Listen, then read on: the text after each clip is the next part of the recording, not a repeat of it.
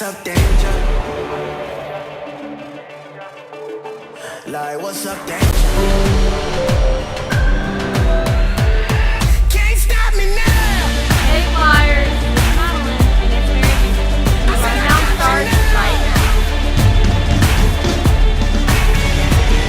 Right here, at your door. I won't leave. I want more. What's up, danger? Yeah, what's up, danger? Can't stop me now! Yeah! I said I got you now!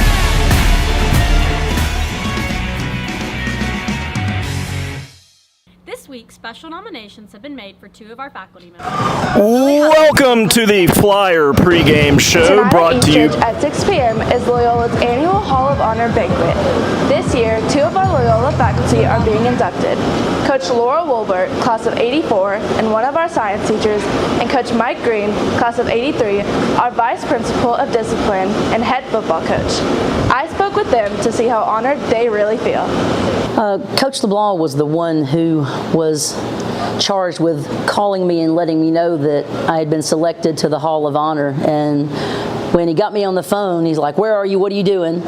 And he said, "Are you sitting down?" And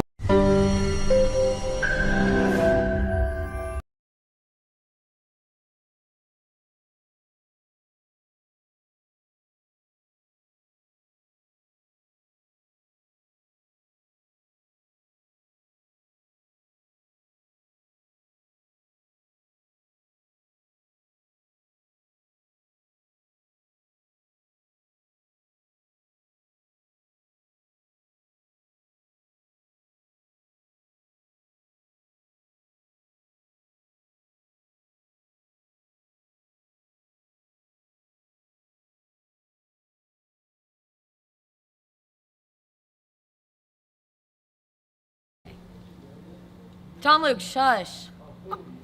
Okay, ready? Wait, that was funny. Okay. John Luke. Mary. Okay.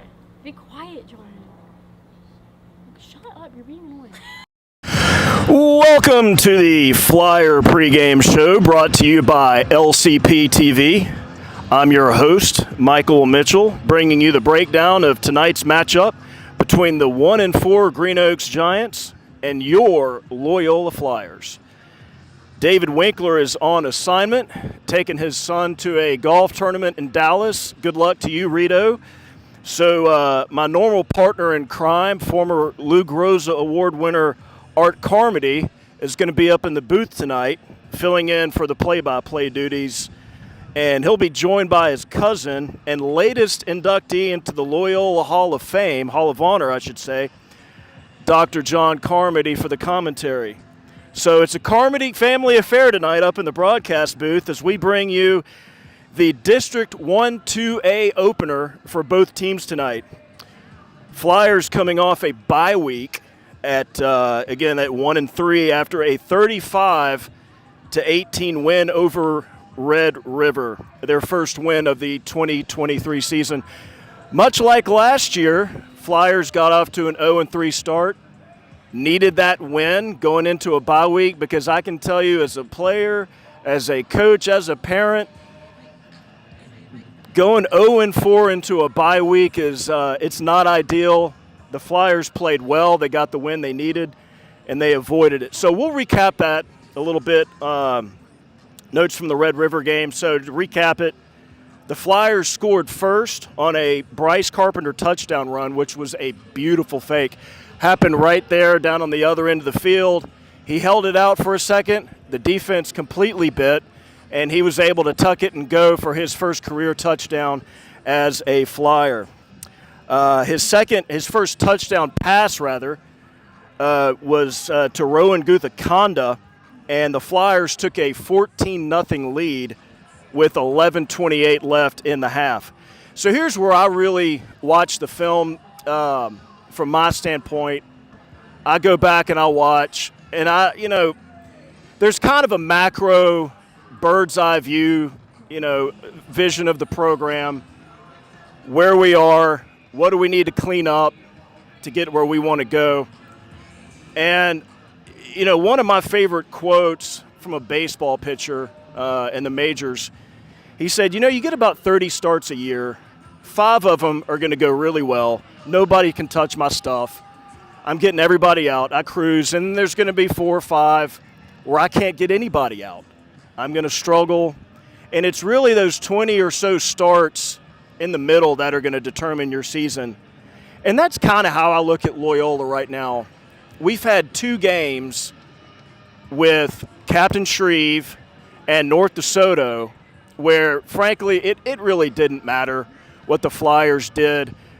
They were outmanned, outplayed, and that's not really one of those games you look back on and think, gosh, if we had done this, it wasn't going to go well.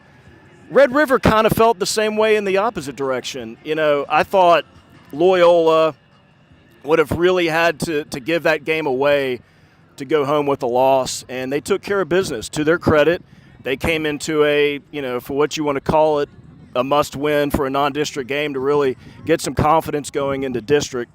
And so with that in mind, when I watch film, I want to look at what are the things that we have to do in a close game. Not one where we're up 4 touchdowns where, guys get sloppy and take a few series off, but a tight back-and-forth game.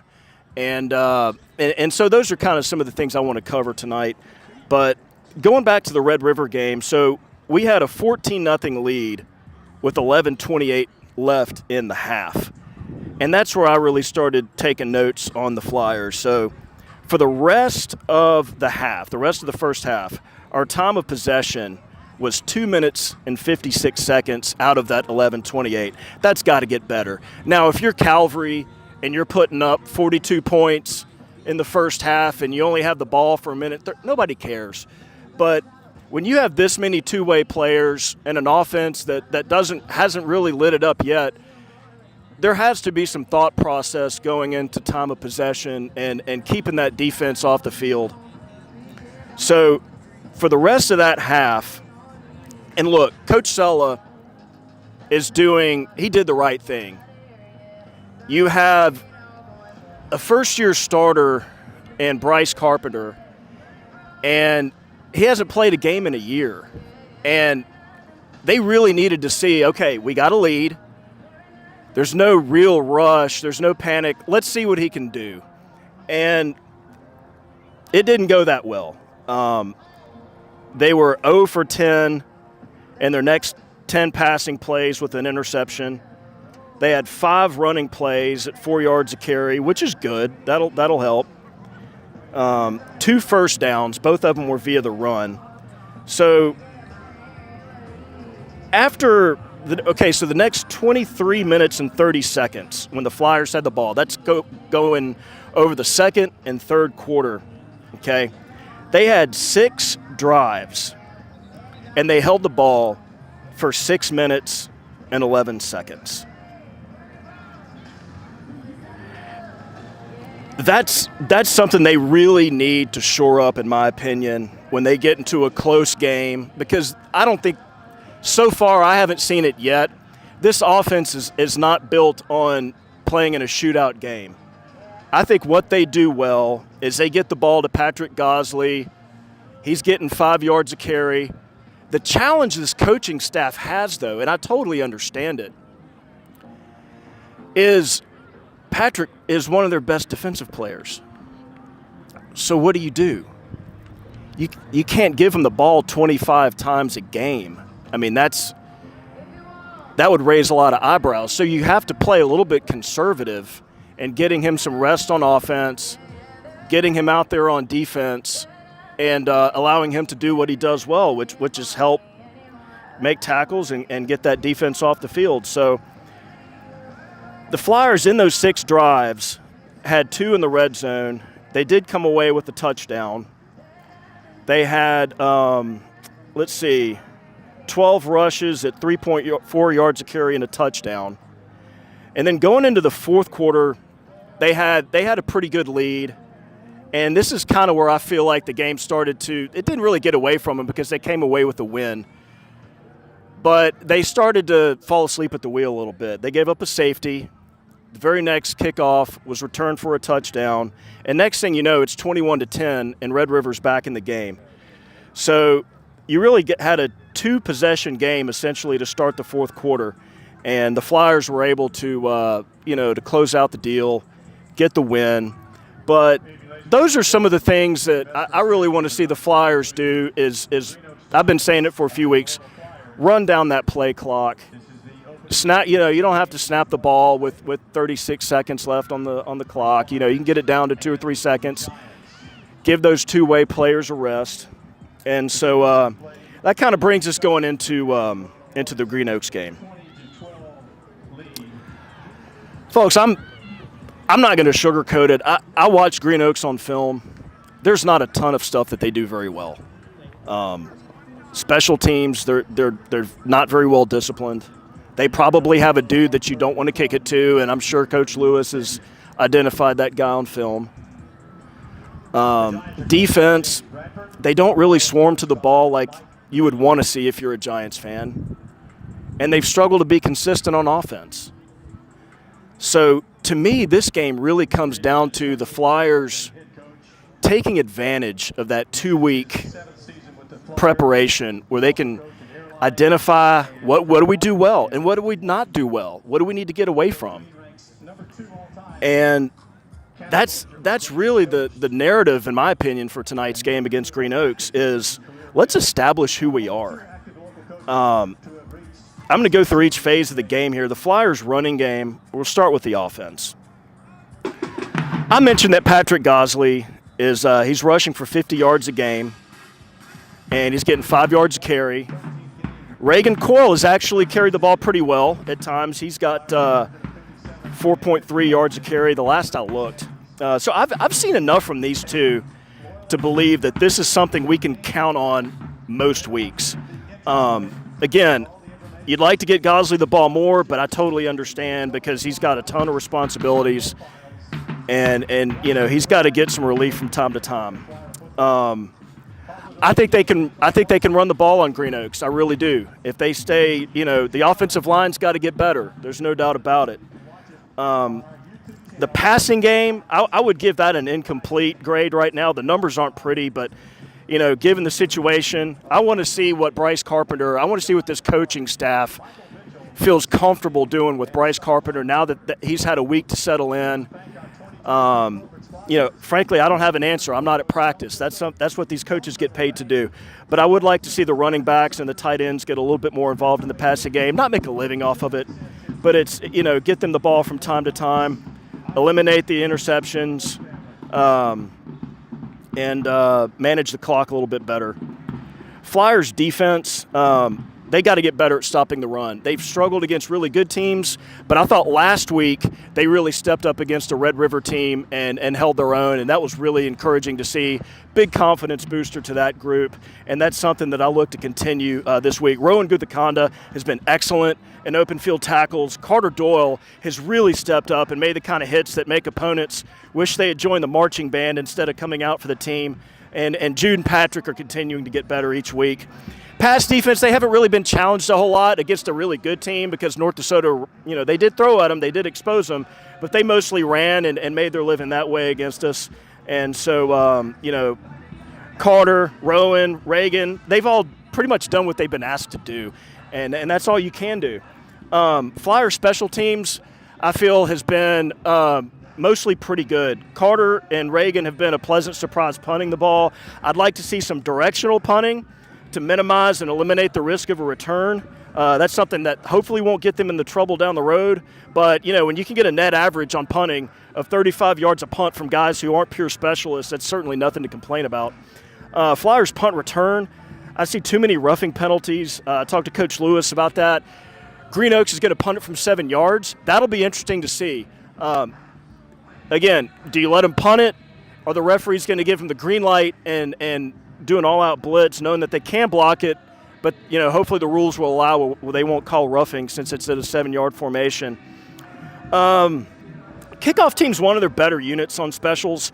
Coach Lewis does a really good job of knowing what Evan does well. He places the ball well. They've been able to steal a few possessions out of this kickoff unit. and that's something you might see tonight, actually. Kickoff return, it's a young group. They really don't have a big return threat, but they do a good job of securing the football and giving the offense decent field position. And Flyers field goal unit, Evan, got to give a big shout out to him. He's been terrific. He's made all his extra points and PATs. He's done a good job, and he's done it well. And, Coach Lewis has done a good job of shoring up their PAT field goal protection on the wings, and I look for that to continue to improve tonight. So final thoughts on tonight's game before I kick it up to the booth.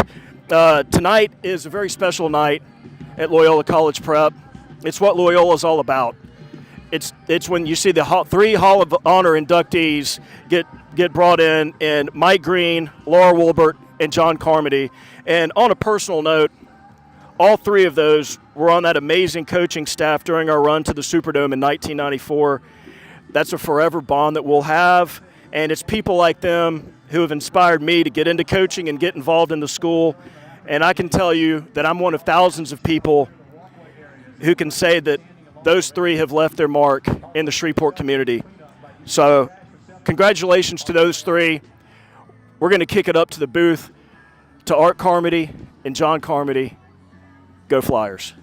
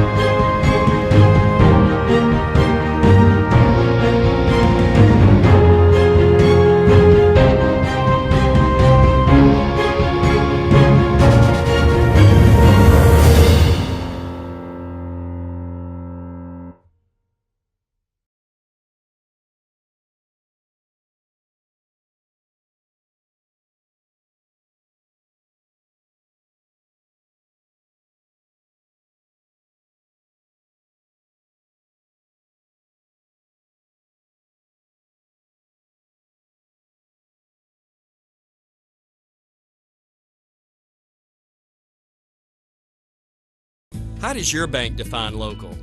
At Home Federal, it means being here in Shreveport and Bossier since the doors opened in 1924. It means surviving and thriving alongside our customers through the good times and the bad. Since our beginning, Home Federal has been a part of Shreveport Bossier. Our roots are here. Our headquarters are here. Decisions are made here. That's how we define local. Home Federal Bank, a better way. You came home from work with a migraine. Your son has a sore throat on a Saturday. You need care right now. Christus Health has affordable, convenient, on-demand care because you don't always get sick during doctor's hours. Help is in the palm of your hand. You can reach our clinicians within 20 minutes from 7 a.m. to 11 p.m. Visits for residents of Texas and Louisiana over age 5 cost $30. Christus Health, on demand, because we're here for you wherever here is.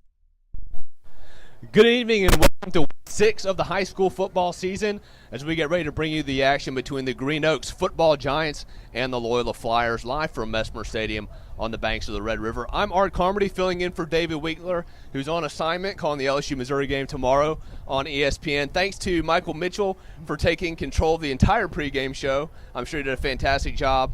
But again, joined always by analyst and newly inducted as of halftime tonight into the Loyola Hall of Honor, John Barry Carmody. John, glad to be up here with you. Oh man, I appreciate it, Art. It's a beautiful night to be out here. You know, many times we've been out here in rain and excessive heat and freezing cold. We deserve to have a couple of nights like tonight, and it is beautiful. And as you know, this stadium is beautiful. It sits beautifully here in Shreveport, and this is where people should be on a Friday night. Yeah, finally feels like football weather. And the Flyers coming off a bye week facing the Green Oaks Giants. Green Oaks coming in at 1-4. We're talking before the show, their only win against Southwood in overtime. The Flyers finally getting in the winning column with their win at homecoming against Red River. What are you looking for tonight from the Flyers after what you saw 2 weeks ago? You know, it's interesting. You get to this point in the season, and you know this very well. You're 5, 6, really technically, I guess 6 weeks into the season at this point, and so you're at the halfway point. And so if you're a player, you know, you had those bumps and bruises from week 1. Well, those bumps and bruises healed a little bit, but you got more bumps and bruises on week 2, 3, 4. But those bruises don't hurt quite as bad, and so you end up realizing that you got to play through it all. And at this point in the season, you kind of realize that. You kind of are where you are. From a coaching staff, you sitting there, you have the first couple of games, and you're trying to figure things out. And both of these teams, when you talk about Loyola and Green Oaks, are dealing with basically very young teams. And so as you're coaching these young kids, you've got to figure out who can be where and where can they give you something. And that's what I expect at this point. We've had a week off. The Flyers didn't play last week, at least. And so they've had this week off. I would imagine that they're going to have more pieces in place for the rest of the season. It is that time in the year that you have the people that you know and can trust, and you move forward and see what happens from there. Yeah, one thing I'm looking forward to tonight is seeing how the offensive line comes together. Bryce Carpenter making his first start 2 weeks ago, coming off being ruled eligible to play. Seemed like there were some issues on the line. Being down on the sidelines, you could see some of the conversations back and forth between the coaching staff, the linemen, and Bryce Carpenter. So I want to see how they can get the run game going and maybe give Carpenter a few more seconds to let the plays develop, because it seemed offensively the Flyers were a few plays away from really blowing that game wide open. And so hopefully another week of practice, they can show John Selleck can show some more things offensively. Yeah, that is perfectly said, Art. That is exactly what I saw watching this game as well. Bryce Carpenter made some outstanding plays in that game, and he did it under duress. And, you know, that's not how you really want to do things. And you want your offense really marching down the field, and you want it to be cohesive. And it's hard. I mean, like you said, it's his first start at this school. Even though he's a senior, it is his first start at school with this first offensive line group, this wide receivers group, running back group, you know, all of that. Yes, you can practice it, but it's a very different situation when you come out into a game. And all those little things that can go wrong in a practice and you clean up really quickly, of course, get amplified on Friday night. And so you're sitting there with a new quarterback who did a fantastic job of extending plays and making something happen. But I am really looking for that to be cleaned up tonight and there to be more straight ahead productivity for the Flyers. Yeah, the Flyers, this is a familiar opponent. This is the 33rd time that the Flyers and the Giants have faced each other. The Flyers have a 20-12 advantage, but new coach James Bradford taking over from Green Oaks. A few familiar faces for Green Oaks offensively. Tavares Lee, their quarterback, he can get out of the pocket, he can make some plays with his legs, and he'll be looking to hit Delorius Marshall and Amarian Dorsey, two playmakers that the Giants have. You know, and so I just go back to a year ago up at Northwood and the game with Green Oaks. It was a slugfest for a while, and really, you know, at the time, freshman Mason Drake had to come in, and Mason had an outstanding game coming in, and the Flyers were able to kind of pull away in the second half and create that distance, but. And the Flyers, you know, in my opinion, were the better team, but it took a while. That's because these games are always competitive. You know, we've been at plenty of these games where it is a back and forth, where it's been a last-second situation, wild finishes, and so everything's on the table tonight. We'll take a quick break for the pregame prayer and the pregame festivities. You're watching LCP TV.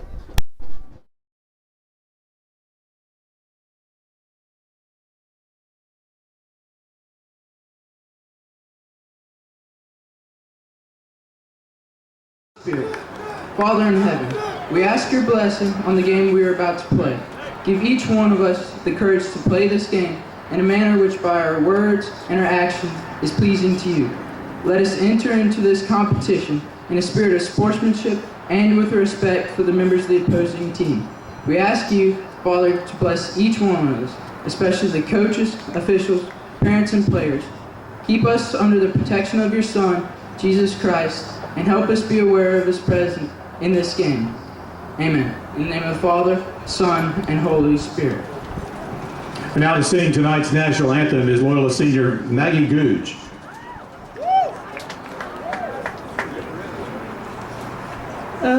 Oh, say, can you see by the dawn's early light what so proudly we hailed at the twilight's last gleaming, whose broad stripes and bright stars through the perilous fight o'er the ramparts we watched were so gallantly streaming, and the rockets' red glare, the bombs bursting in air,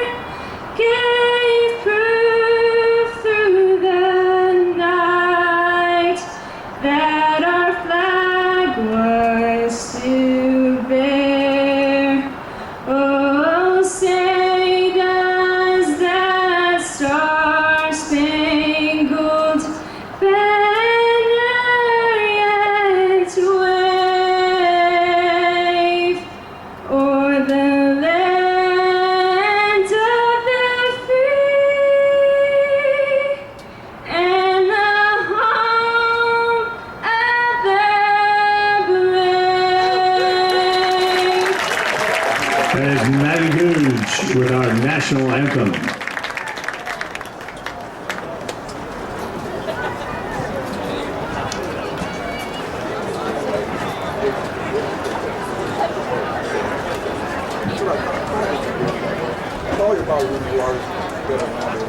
It was weird today because Mitchell was in hockey 6 or 7, and so we only did 3 minutes and we did it to 6:50, and so they're really 5 days. No, we gave it to them. Game time conditions, it is 80 degrees, 46% humidity, and a north wind of 10 miles per hour.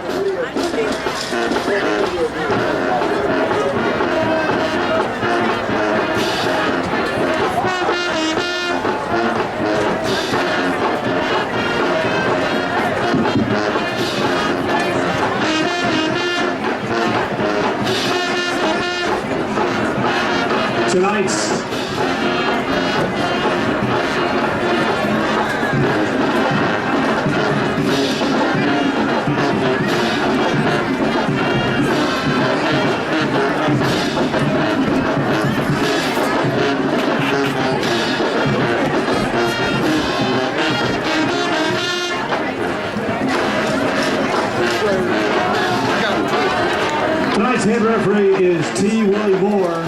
Joining him in midfield for the coin toss are members of the Loyola boys soccer team on behalf of Metro Aviation. Metro Aviation is a Golden Snoopy sponsor and proudly supports the Flyers. Let's go down the field.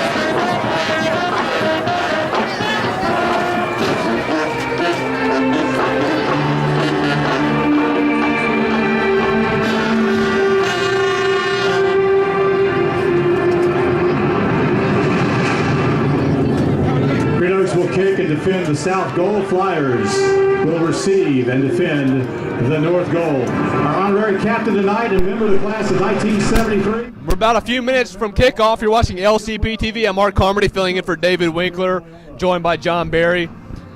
76 degrees. The Giants won the toss, deferred to the second half. And it looks like they decided to take the wind in the second quarter, which I was always going to ask you, when you were a coach at Loyola, did you ever account for the wind in the coin toss?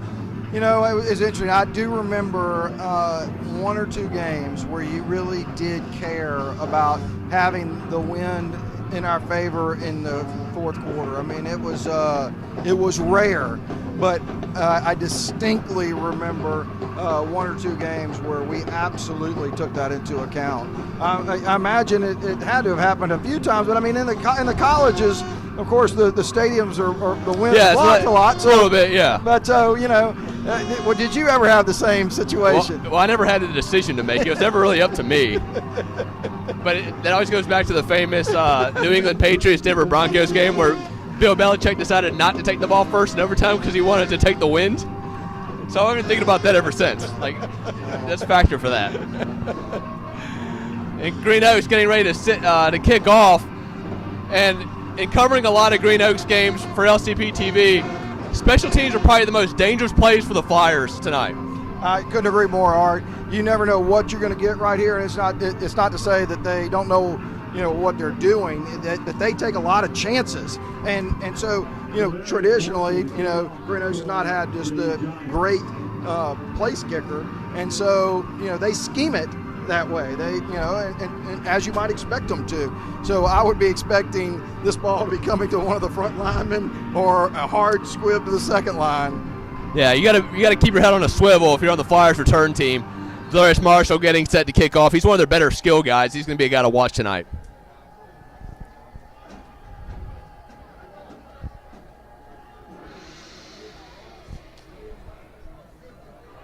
Oh, my goodness.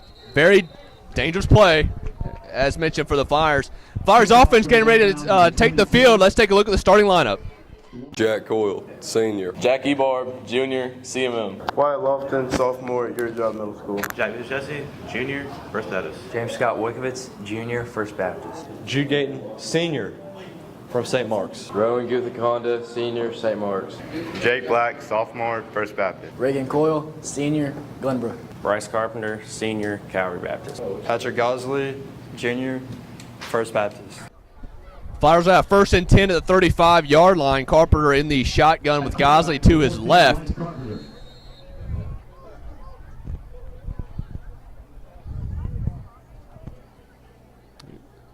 A quick throw out to Gayton, and he's going to pick up about 9 yards, almost a first down marker. So good opening play for the Flyers offensive line, giving Carpenter time to throw there. Yeah, and what I really liked is they, you know, set Jude Gayton in motion right there, and you didn't see Green Oaks really react at all. So you really had a feeling that he was going to be able to get that ball in the flat. It was really nice play design. Yeah, and a nice comfortable throw for Carpenter to get him going. Flyers 2nd and 1 at the 45.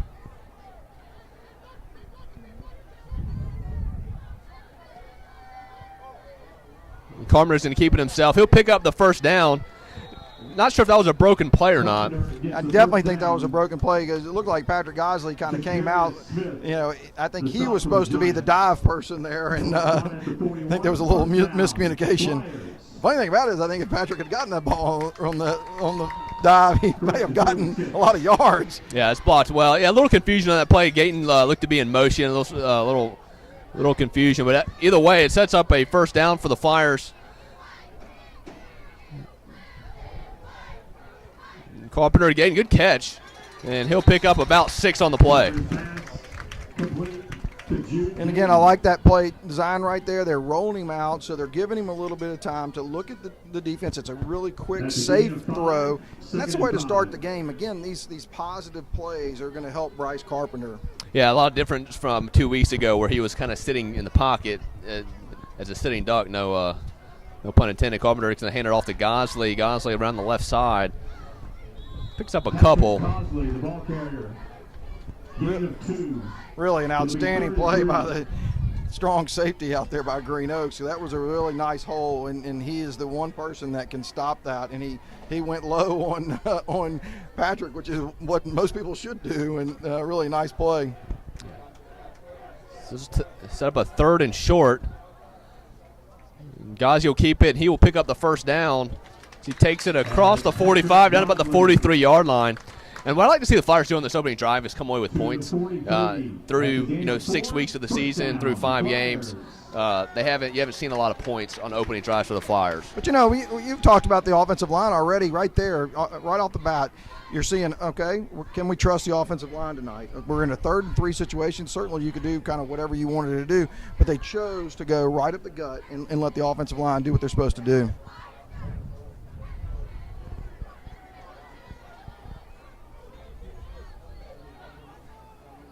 And Carpenter's keeping himself diving forward for about 4 on the play. The ball carrier, a gain of 4 to the 39. I really like that play again right there. Again, you're using Patrick Gosley as your lead back right there, and Bryce Carpenter did a very nice job of following him in through the hole. And I feel like the Flyers are trying to set something up here. They've gone basically up the middle on all their run plays. So I'd like to see this kind of opening script for John Sella and what he's trying to do offensively tonight. With the kind of in motion. Carpenter going to look that way. He's going to dump it off to at least a penalty as we pick up the first down and then some. Carpenter's pass completely back. There's a flag on the play. Makes you think there maybe was somebody ineligible down the field on that screen, but I'm kind of curious about what that. It looks like a legal shift is the call. Illegal shift. But that's kind of the wildcat of Bryce Carpenter right there. He's wheeling backwards and he slings it kind of sidearm. I mean, he is a confident pass thrower. Oh, no doubt about it. I liked it 2 weeks ago. He took some shots downfield that you like to see because it stretches the defense a little bit. It has them worried about the deep shot. It kind of opens up some things, underneath in the middle of the field. Bring up 2nd and 11 from the 44 of the Giants.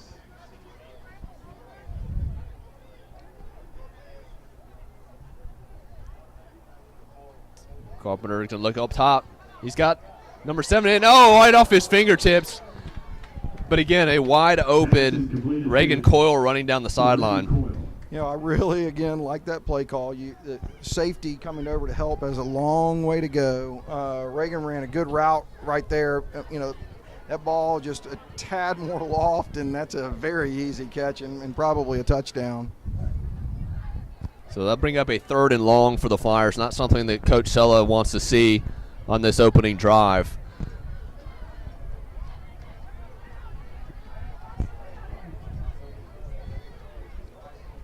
So I'll have Black and Cole to the right as Carpenter is going to roll to the right. Looking downfield, he's going to dump it off to Jack Black. And he will be a couple yards short, so definitely in 4-down territory here. Pass complete to Jake Black.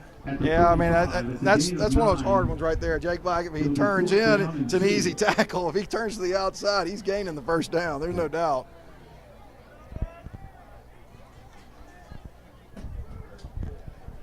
So 4th and 2 for the Flyers at 35-yard line. Ghazi in the backfield, set to Carpenter's right.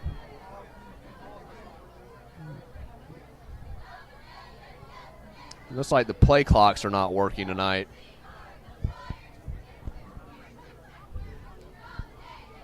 And Ghazi will keep it. He will pick up the first down and then some as he gets across the 30 down to about the 26-yard line. So, again, the middle of the field wide open for the Flyers offense. And, again, I mean, that is a great play call by John Sella. I mean, put the onus on your offensive line to create something and let, your big running back run through a hole.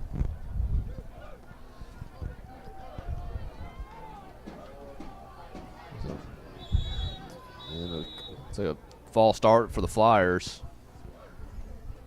But you can see right there, I mean, Green Oaks isn't just going to sit back and take this. They're walking people up, and they're looking to, jump gaps at this point. And so, the Flyers have to be paying attention to that. And, the Flyers do a good job of getting up to the line of scrimmage and then looking over to the sideline and kind of getting their play call. But, you've got to be paying attention to what the defense is doing. Yeah, and a lot of different formations for the Flyers on this opening drive. Yeah, and it's been interesting because, I think Green Oaks kind of got kind of tired of dealing with those different formations and said, fine, all right, we're going to start lining people up and kind of run at you. Ghazi will take it up the middle, and he'll be brought down for a gain of about 1 on the play. A lot of misdirection there for the Flyers. Green Oaks was on top of it. It was, but right there, they're letting a couple people come up the field, and so if they're able to get that one block, he has an opportunity up the field to get 5, 6, 7 more yards, and so I don't mind that play call at all. Yeah, and like you said, the way the Green Oaks defense is coming upfield, the screenplay is going to be wide open here. Yeah, and the other play that they do very well is throwing to Jude Gayton just right past the linebackers. Yep. But they have kind of a 2-deep safety right now. It makes it a little bit harder. Carpenter's going to roll up. He's got a man wide open in the end zone. One-handed catch, and that should be a touchdown. What a great play, great catch from Jake Black, the sophomore. Really an outstanding catch by Jake Black. I mean, you couldn't be more open than what he was. Obviously, there was a loss of coverage back there, and Bryce Carpenter just slung that ball. He could have just lofted it up there as soft as you can do it, but he kind of slung it. So Jake Black had to make a really nice catch. Yeah, hopefully LCP TV caught that one, because that was one for the highlight reel. Evan Lorette in to attempt the extra points.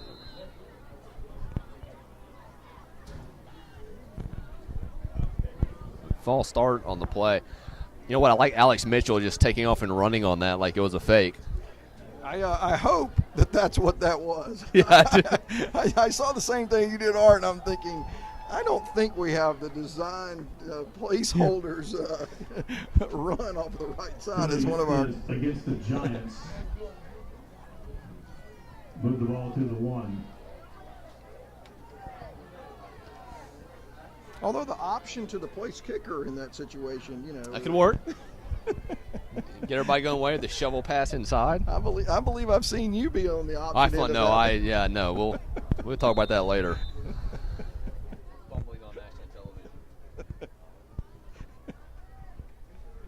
I think it was a poor pitch, personally. And the kick is up, and it is good. The Flyers take an early 7-0 lead. We go down to Michael Mitchell. Michael Mitchell back here on the sideline at Mesmer Stadium, and probably what has been the best drive the Flyers have had all season. 6 minutes off the clock, took the opening drive, 65 yards for the score, mixing it up. Patrick Godsley running. Had a nice pass to Jude, capped off with a 28-yard touchdown pass to Jake Black. 11 plays, 65 yards. Great drive, Flyers. Keep it up. Back to you guys. Thanks, Michael. Flyers up 7-0. 6 minutes to go in the first quarter as they kick off here. And we'll get a first look at the Green Oaks offense and quarterback Tavares Lee. Art, the Flyers did what you said they should do. Come down on the opening drive and put some points up on the board. And, of course, you can't do it any better than getting 7 out of it. So, it really good to see. It's been good to see, again, this being the 4th or 5th game now for us, to start to see, opening drives go the way you want them to go. Some confusion on the Green Oaks return team. 12 men on the field. They were able to get one off. Let's see what these Flyers special teams decide to do. If they squib it or kick it away, and they will kick it away. And that's Marshall, number 1, their stud receiver. He's going to get around the left side. Go out of bounds about the 35. So you don't see that a lot. You don't see the Flyers kicking off deep with Marshall getting a nice return and giving the Green Oaks good field position. And we'll take a look at the Flyers starting defense. Jack Ebarb, Jr., CMM. Wyatt Lofton, sophomore at Your Job Middle School. Patrick Gosley, Jr., First Baptist. Hayden Horton, sophomore, First Baptist. Jude Gayton, senior, St. Mark's. Rowan Guthakonda, senior, St. Mark's. Carter Doyle, Jr., St. Joseph's. Casey Wall, senior, Baptist. Carter Ward, junior, Southfield School. Reagan Coyle, senior, Glenbrook. Mason Drake, sophomore, St. Joseph's. And for the Flyers defense, you want to see a quick 3 and out. Haven't seen a lot of those this year. It'd be nice to set that momentum. and get the offense the ball back quickly. But you said it perfectly. I mean, Green Oaks in many games that we watch, their special teams do a lot of exciting things, and right there is a really nice return. Lee's going to keep it around. He's going to throw it out to Marshall. Marshall's got some room, cuts it back inside. He'll pick up the first down. And again, that is a very typical play for Green Oaks right there. And many times when we've watched them, they give themselves, it may look like it's kind of a backyard design play, but it is using athleticism. And the quarterback is essentially having to stretch the defensive end right there or commit the strong safety to come up. And as the strong safety comes up, of course, the wide receiver's wide open. A really nice play design. So the Giants already in Flyer territory, 1st and 10 at the 45. Lee will keep it himself, and the ball's down on the ground, and the Flyers will pick it up. Number 44 for the Flyers, Hayden Horton, gives the ball back to the Flyers offense. Yeah, really nice job. I think that was Jack Ebarb, and it looks like Rowan Gutakonda that actually kind of wrapped him up, and kind of as he was tackled and thrown to the ground, he lost the ball. Really, exactly like you said, Art, you really do want to see the defense kind of step up. At the 48. So the Flyers with the chance to take a lot of control of this game early on. As the Flyers will go trips to the right. Ghazi will take it and trying to go up the middle, but a good open field tackle by Green Oaks. Green Oaks defensive lineman a little banged up, number 2. Don't have a number. Oh no, it's number 7, Zaycon Miller.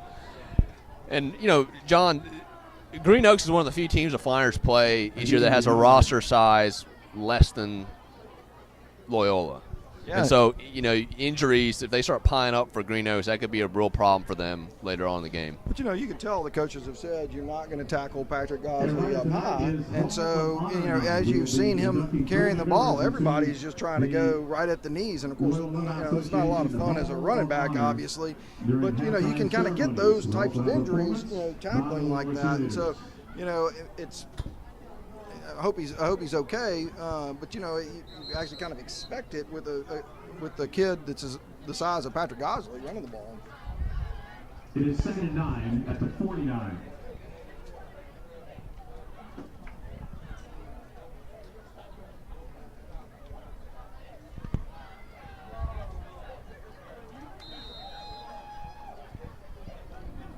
Second and 9.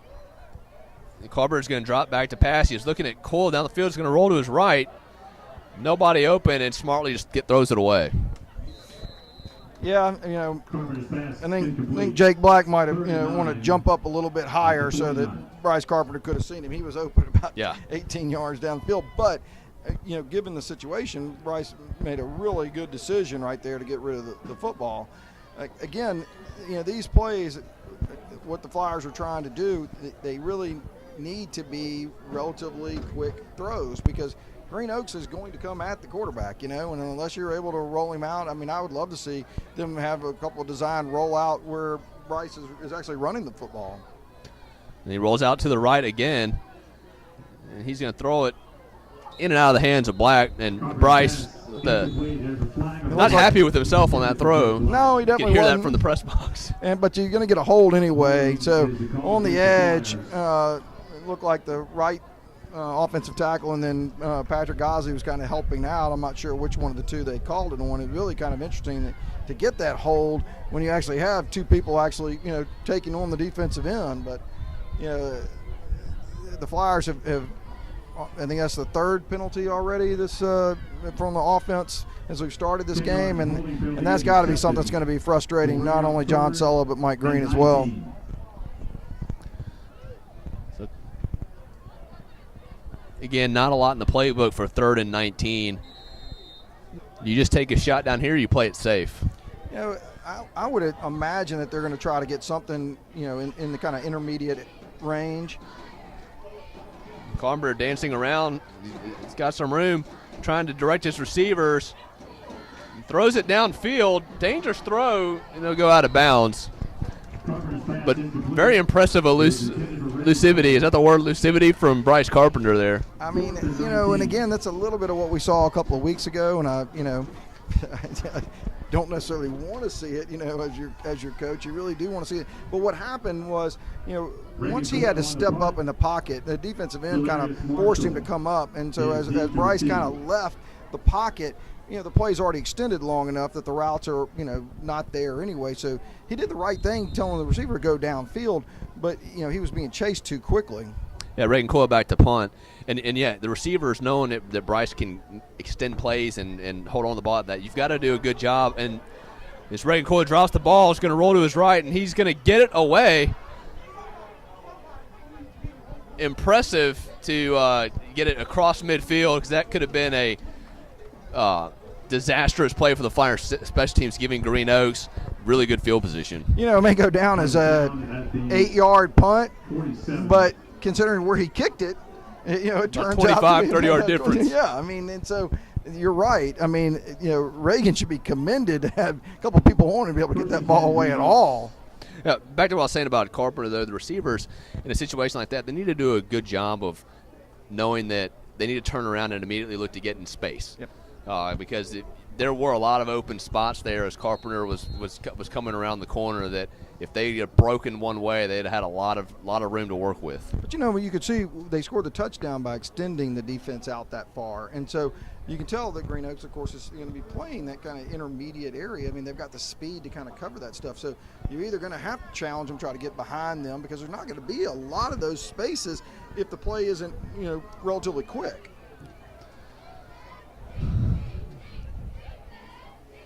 Lee going to roll to his right. He's going to dump it off. That's going to be caught by Marshall. Marshall makes a spin move, and he's got some room to run to the 30, 25, 20, and he's going to run into the end zone, and Green Oaks is on the scoreboard. Really, it was the right play call right there. The Flyers blitzed Rowan Gutakonda off the left or the right defensive edge, left offensive side, and of course the quarterback's rolling out to the right side. I mean, Rowan, a long way to go, but they also sent Jude Gayton kind of spying him, and so as Jude came up, the middle of the defense is wide open. So you really. That was kind of the perfect play for what the Flyers were doing defensively. The Flyers may end up having to take less chances and trying to play a little bit more safe defense in order to, make them beat you. Lee under center. He's going to hand it off to Brisker, who's going to be brought down. Great open field tackle by Patrick Gosley. Really, I like that play a lot by Patrick Gosley, because you're on the backside of that defense, and you have to play with effort on that side. He doesn't come across and make that play, he potentially gets into the end zone. But that's the difference. If you're playing that backside defensive end position and you're playing with that kind of zeal, you can make those plays in the backfield and change a game.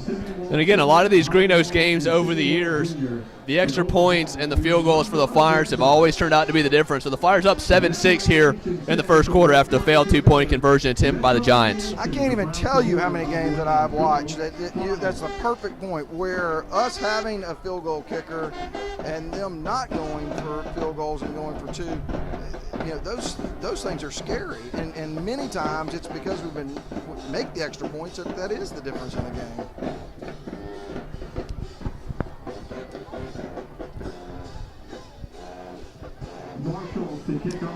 And again, on the opening kickoff, if Green Oaks was a little more going after the ball, had a little more effort on it, they could have picked that ball up for a first down. So Flyers return teams got to be ready for anything here. Lee's going to kick it down the field. It's be picked up, and he's got some room down the right sideline. He'll be brought down. That's number 4, Mason Drake. Looked like he was going to try to fair catch that, and ended up picking up a huge gain out to the Flyer 44-yard line. All right, I got a couple of comments on that right now, right off the bat. Number one, we need to play our deepest receivers back a little bit further because that ball almost got over his head. But he did an outstanding job of actually getting that ball, fumbling it a little bit, and then finding his same seam and getting up the field. 1st and 10 for the Flyers at the 44-yard line. Gosley's going to take it up the middle, breaks a tackle as he picks up about 8 or 9 on the play. So good first down play for the Flyers. Really, like you said, man, it's a good run by Patrick Gosley, but that is a great lead block by Jude Gayton. And so they've got Jude kind of in that H-back, fullback position. He did a great job of opening that hole up. And Carpenter will keep it himself, hold to the right side, and picks up the first down. And again, Art, that is one block away from being a much bigger play. Jude Gayton again was leading that hole, and he, was on the second level, and was able to get his block. But the defensive end was able to come up and stop him. You're watching LCP TV. We're going to take a quick commercial break. How does your bank define local?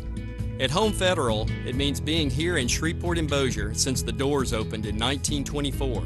It means surviving and thriving alongside our customers through the good times and the bad. Since our beginning, Home Federal has been a part of Shreveport Bossier. Our roots are here. Our headquarters are here. Decisions are made here. That's how we define local. Home Federal Bank, a better way. You came home from work with a migraine. Your son has a sore throat on a Saturday. You need care right now. Christus Health has affordable, convenient, on-demand care because you don't always get sick during doctor's hours. Help is in the palm of your hand. You can reach our clinicians within 20 minutes from 7 a.m. to 11 p.m. Visits for residents of Texas and Louisiana over age 5 cost $30. Christus Health, on demand, because we're here for you wherever here is. Welcome back to LCP TV. 3:32 to go in the first quarter. Flyers up 7-6. Statarius Brisker being helped off the field. That did not look good. He was on the Green Oaks defensive line. Never mind, Travian Johnson. Sometimes the roster. Oh, it turns out I was right. Tell Jimmy about that afterwards. Don't remind him too hard. Just subtle. 1st and 10 after the Carpenter run. He's going to keep it himself again on the left side. He's got some room. Jumps over the Green Oaks defender. Flag on the play. I don't know if you get a flag for leaping. So interesting to see what this call is.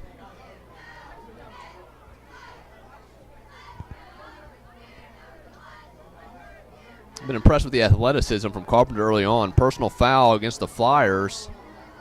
I'm not quite sure what you saw there. Personal foul against the Flyers. Yeah. Hurdling. Okay.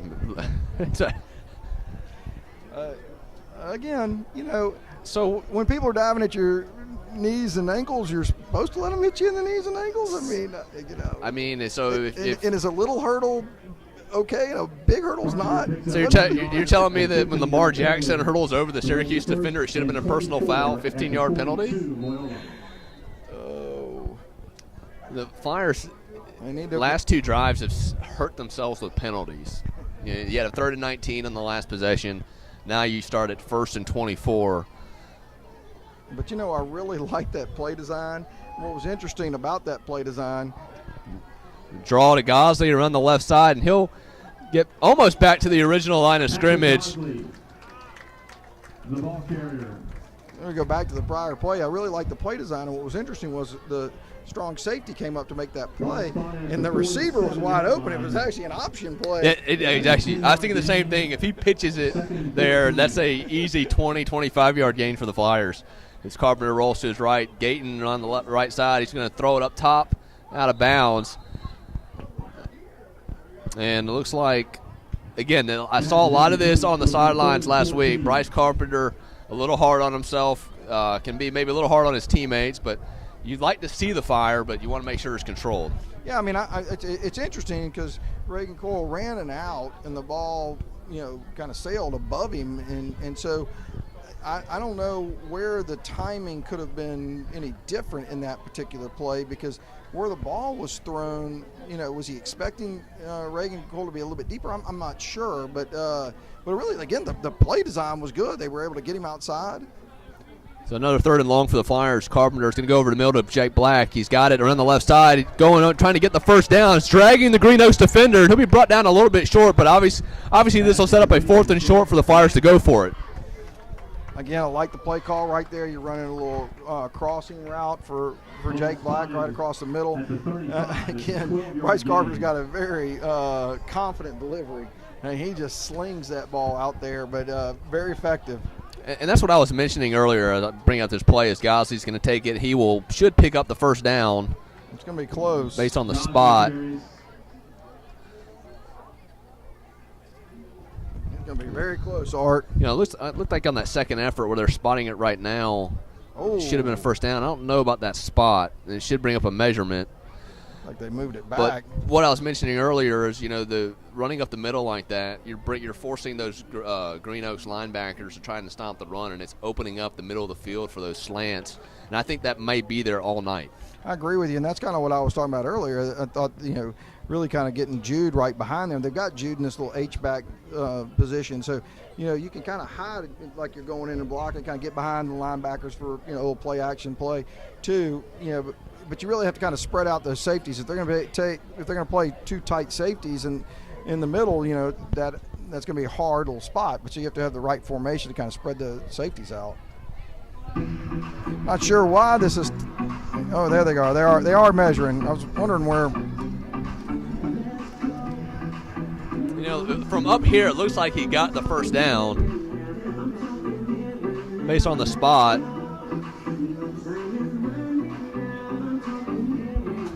And it is a first down, just barely. Looks like half a football, about right? Yeah. Yep, you're right. Wasn't much. But I tell you, Green Oaks did a nice job right there. It really was that close. Half a football means everything.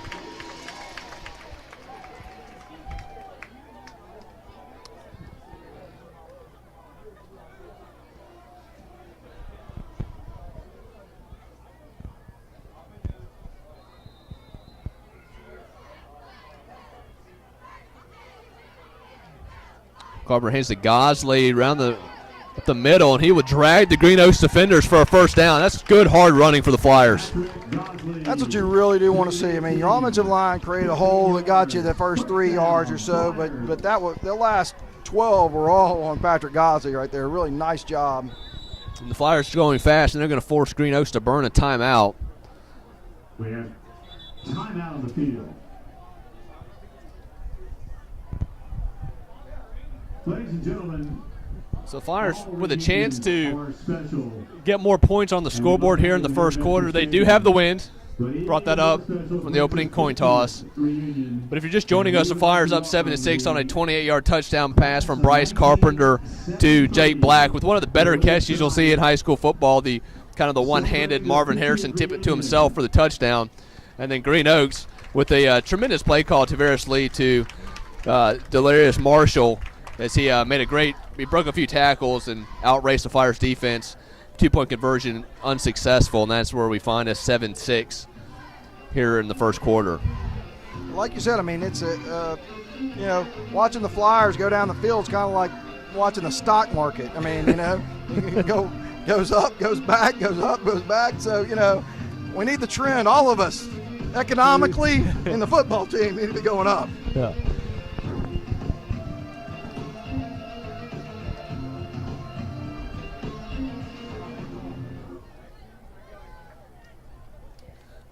So ball in the red zone for the Flyers at the 18-yard line. And Carpenter's going to hand it to Gosley. Gosley brought down after a gain of about 4 on the play. Patrick Gosley. You can see how important it is for how that defensive end plays that right there. And so he's getting unblocked, and they're taking the tackle up and blocking the second level. And so, if he stays where he is and Patrick still has that hole, he can drag him with him. So, the defense team steps down, of course, now you got a problem. And that's the reason you might start to see Carpenter start actually holding the ball. But it's nice that the RPO is working well with the run option. The Carpenter's are keeping himself around the right side, cut it back to the middle, and he'll slide down right at about the first down marker. So based on where he went down, it may be a little bit short, but either way, 3rd and short for the Flyers inside the 10-yard line. And that is exactly what I was just talking about right there. And so, it was good to see that Bryce Carpenter actually read that appropriately and took it up the field. I mean, it was a really nice run on his part.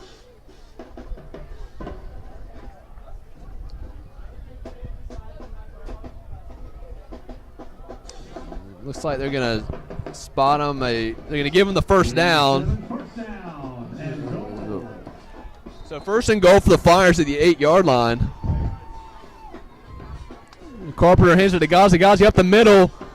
Runs into his own guy and still on his feet and be brought down inside the 5. If he doesn't run into his own lineman there, he may be able to go into the end zone. He really did, but I'll say this. The Green Oak safety came up and made a heck of a play. And Patrick kind of bounced off of it. I mean, really, I thought for a second Patrick was going to be walking in the end zone, but the safety made a very nice play. Wish I could have seen the number to give that young man credit.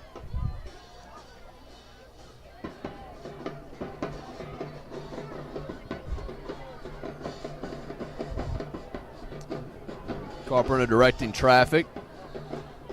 He's going to hand it to Ghazi. Ghazi around the right tackle, and he will be brought down right at the goal line. Okay, I'm going to, go out on a limb right there. I mean, Green Oaks just basically kind of sold out to the left side, and he still ran it right at them. And so it really seemed interesting that they shift. Looked like they knew something that the Flyers were going to try to do. And that'll be the end of the first quarter. Flyers with a 7-6 lead over the Green Oaks football Giants. We'll go down to Michael Mitchell here for a quarter update. How does your bank define local? At Home Federal, it means being here in Shreveport and Bossier since the doors opened in 1924. It means surviving and thriving alongside our customers through the good times and the bad. Since our beginning, Home Federal has been a part of Shreveport Bossier. Our roots are here. Our headquarters are here. Decisions are made here. That's how we define local. Home Federal Bank, a better way. Getting ready to start the second quarter. Michael Mitchell, our sideline reporter, is just going to assume that the Flyers are going to score, so he's trying to give the score update instead of having back-to-back reports. But a good first quarter for the Flyers, with the exception of the penalties. Yeah, and those can be killers. I mean, you can see how much it just eats away at what you're trying to do offensively. They have had some really costly penalties for as far as, drive-stopping type stuff. They've been able to overcome a couple of them, thank goodness. But, that's not what you want to see. I mean, again, you're in the 5th week, your first quarter of a game, you hoping this gets cleaned up by the end of this game.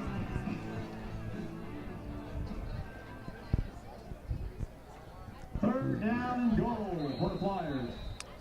So 3rd and goal at the half-yard line. Ghazi's going to take up the middle, and he'll be brought down short. Good tackle there by Green Oaks. Gosley, no gain on the play. So bring up 4th. That looked to be number 42, Tizorian Wimberly on the tackle. Hard to see from up here in the press box, but either way, great tackle by the Flyers. Brings up 4th and goal. They'll hand it to Ghazi again, and he's going to go down. I don't think he got it. Ball came loose. And so a lot of confusion there. The ball came out. The question is did the officials already rule him down, or his forward progress stopped? Recovered by Carpenter into the end zone. Yes, I believe you're exactly right. I think he got really hit hard at the goal line, fumbled the ball, and Bryce Carpenter was Johnny on the spot and walked into the end zone with it. Yeah, haven't seen the official touchdown signal from the referees yet. The Flyers have put it on the scoreboard, and Evan Loret's out there to kick the extra point. But interesting to see if they ruled him down. Well, the side judge, I definitely saw signal a touchdown. Oh, okay. So we have one of them that definitely saw it that way. But I don't know if if they have some confusion about if they saw that he was down before the fumble, as you said. But there's at least one official that did call it a touchdown. Okay. I do agree with you. Heads-up play by Carpenter, being there, pick up the ball and going over the top for the touchdown. But you know what? I mean, that's one of the hardest things. We've talked about this in prior games. When you're down at that 1 yard line and you've got, there you go, calling the touchdown. And you've got 9 defenders that are within a yard of the ball, and you've got 7 offensive linemen or 6 offensive linemen, however you're going to play simple it. numbers game. Simple number game, and so it's very difficult to have that play start from the 5 yard line.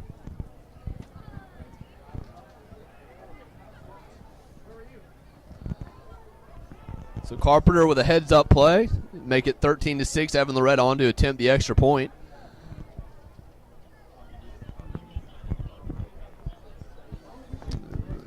I think the Green Oaks coach is still asking for clarification, which I would be too. Yeah, it's a huge play. Yeah, the circumstances. Could be a huge play that we look back on at the end of the game. Choose your care when it comes to emergencies. Trust the expert teams at Christus. And Home Federal Bank understands the importance of quality education where students are encouraged to practice their faith, held to high academic standards, and are actively involved in their school. Home Federal Bank says go Flyers.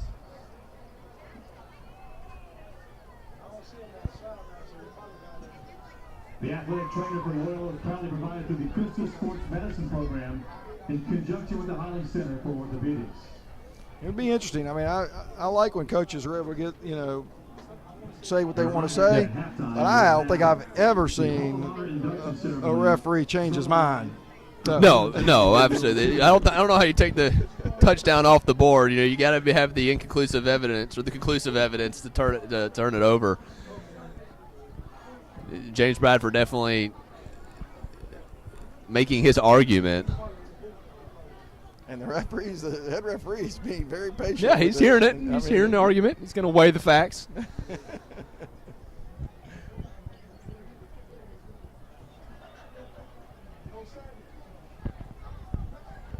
But I'm really kind of shocked. I don't think I've seen something go on this long. No. They are really listening intently.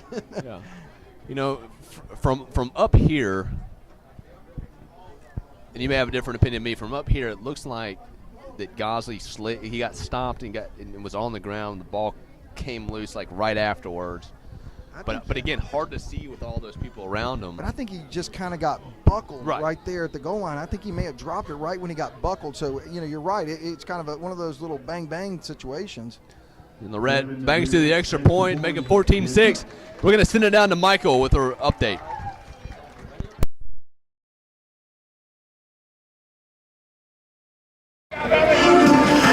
Back at Messmer Stadium, I'm Michael Mitchell. Flyers with a 14-6 lead, really establishing their identity. Running the ball, run the ball, run the ball. Patrick Gosley, Bryce Carpenter to cap it off with a 1 yard touchdown run. Flyers are making it a little bit difficult on themselves, though. 4 penalties already here in the first half. They got to clean that up, make things easier for them on offense. Passing game's a little bit better. Carpenter is 5 of 8 on the night, so the passing game's picking up. What we want to see, Flyers establishing their brand of football. Got to get back on defense and stop giving up those long touchdown passes. Go Flyers, back to you guys. Thank you, Michael. So the Flyers, 2 long touchdown drives. The first one, 11 plays. That one, 13 plays for 56 yards, with Carpenter taking in from the half-yard line. So the Flyers up 14-6 as they get ready to kick off the ball. But we've already seen what we expected to see, a little bit of weirdness in the game. And so it doesn't matter if this is a home or away game between these two teams. There's always a little bit of strangeness and entertainment. I mean, they're always entertaining. And right there, you get smartly squib it, and the ball's on the ground. The Flyers pick it up, and that'll be first down for the Flyers. So just like we talked about in the pregame part of the show, special teams plays are the most dangerous plays in high school football. And I want you to look who actually made that play. That is Patrick Gosley. I mean, here is your starting defensive end and your starting tailback that you've got on special teams, and look at what kind of special teams play you can make with that. I mean, you're right, Art. I mean, that special teams, that is a big deal right there. You know, Green Oaks, right now, if they scored a touchdown, they're going for 2 and could easily tie this game. And so, it is only a one-possession game, even though it's an 8-point difference. Yeah, and I don't think I can stress how impressive that was for him to take the ball like that off the ground into his hands cleanly for the to pick up the ball for the Flyers. He takes it around the right side. Ghazi, penalty flag. As he takes it to the left side, he's got room to run. He's got a blocker. He's going to get to the 20, the 10, a foot race, and he'll be brought down at the goal line. I think that's all coming back. I agree, but a fantastic run by Patrick Gosley to hit the open field and have a chance to run that in for a touchdown. But again, that play, it looked like the Green Oaks defense was tired. And after a 13-play, 56-yard drive that the Flyers had offensively before that, to come right back on the field, a lot of guys playing both ways tonight for Green Oaks. Those sudden changes and those moments of the game can really add up over the course of 4 quarters. And it's really kind of interesting because that hold really happened because Patrick jumped to the outside right there. If he had stayed inside of his blocker, the defensive end wouldn't have come off like that, and the hold probably wouldn't happen. And so, it's interesting. It was a really nice athletic move, but that's probably what made it very easy for them to make that call. So just like the last possession the Flyers had offensively, a holding penalty on the first play brings it back. So 1st and long, 1st and 21 at their own 44-yard line. Looks like an 11-yard penalty. Yeah. It's a little trip set to the right. Carpenter's going to keep it. He's going to run up the field. He's got room to run. Tries to leap again, and he'll go down after a gain of about 6. He loves trying to jump over the Green Oaks defense. Well, and you could tell he kind of gave about a half jump, so I think he maybe realized that, maybe he made a business decision there. Maybe you can jump only 3 inches and not get a penalty, or maybe 4 inches. I'm not sure where that hurdling actually comes into play. It seems like every time you pick up your feet and land them, it's kind of a hurdle. I'm surprised that is a personal foul call. I've seen a lot of hurling in high school football over the years, and that's the first time I can see or can remember that flag being thrown. And we really are making light. I mean, it's all for player safety, and that is very important. But you don't really see many kids athletic enough to even attempt it. Yeah. Here's a screen play. Ghazi's going to take it around the left side. He's going to get a block. Great block there. I'm sorry, not Gosley. That's number 12 for the Flyers. All right, there's a lot to process right there. Yeah, Jude Gayton. Great play by Jude Gayton. A great play by Mason Drake. That play could have been stopped in the backfield, but once Jude came left, Mason Drake gave him a nice block to help spring him, and then he did a fantastic job of getting downfield. Good job by Carpenter picking up the low snap, and he'll have the first down. But that's a play that you mentioned on the last drive of potentially being there for the Flyers, that screen play to where Gayton is the lead blocker, gets behind the front line of the defense, and picks up a big gain. I like that play design. I really did. And it's I think it's going to be there. As Green Oaks continues to try to pursue, it should be there. Carpenter rolling to his right. Good catch by. He steps out of bounds. Great catch by Reagan Coyle there. So maybe that's what Bryce was trying to say to Reagan right there on that earlier play. Is that's where I need you, because he threw a bullet over there and right where Reagan needed it, again, just one foot out of bounds. And that play seems to be wide open for the Flyers. Yeah. They've run that multiple times and had Reagan Coyle or Jake Black wide open. So 1st and 10 at the 18-yard line. Carpenter's to keep himself. Throw it to Reagan Coyle up the seam for the touchdown. That's just precision passing right there. And not only that, but they did a nice job. So we got a flag on the play. Maybe illegal procedure again. And holding. That looked to be a late flag. Wow, hold on such a short play. That's impressive. Yeah. But the concept of that John Sella just ran, where he ran somebody in motion, and the strong safety came over, and so the outside receiver was kind of running this little deep in, and so really it's a nice concept because you keep somebody up, and you have just this seam between the corner and the deep safety, and you really have to throw that ball well, and Bryce Carpenter did a nice job of that. Yeah, great throw. and another first down penalty, backing the Flyers up. So they're living in this 1st and 19, 1st and 20 situation. But if I'm John Sell, I may try to run that exact play again. Carpenter is going to hand it off, the draw play, and that'll be brought down for a loss of about 6 or 7 on the play. See, I would stay away from the delayed draw. No, that's right. That's with going right into Green Oaks' hands. Exactly. Yeah. I mean, they really are coming after the quarterback, and again, quick slants we've seen be effective. We've seen screens be effective. So that's going to set up a 2nd and 27 for John Sell in this offense. And looks like some confusion there. John Sella not very happy on the sidelines. Here's that play again. Carpenter rolling to his left. He's buying some time, throwing it up top to Ruth Akonda. Intercepted, but that should be a penalty. They're going to rule it incomplete. Possibly saying he was out of bounds when he caught that. So again, another great job of Carpenter to extend the play and to get it away. Kind of a dangerous throw, but he did try to give his receiver a chance there. So we're calling an illegal man down. There's a lot to take out from that play too. Reagan Coyle was complaining about 3 seconds into that play that he was being held. And as the play kind of escaped, he was trying to get off of where he was being held to try to get to the sideline to give Bryce Carpenter something to throw to. And Bryce Carpenter still kind of holding. I mean, he puts out a lot of effort and extends things a long way. And really, like I said, I mean, I like the challenge of the defense. You got a one-on-one situation down deep, so you can't ask for anything more than that. Penalty is declined. But I'm 3rd and 27 from the. Kind of tired of us racking up the penalty yards. Yeah. Here. I mean, we're winning that by a large margin.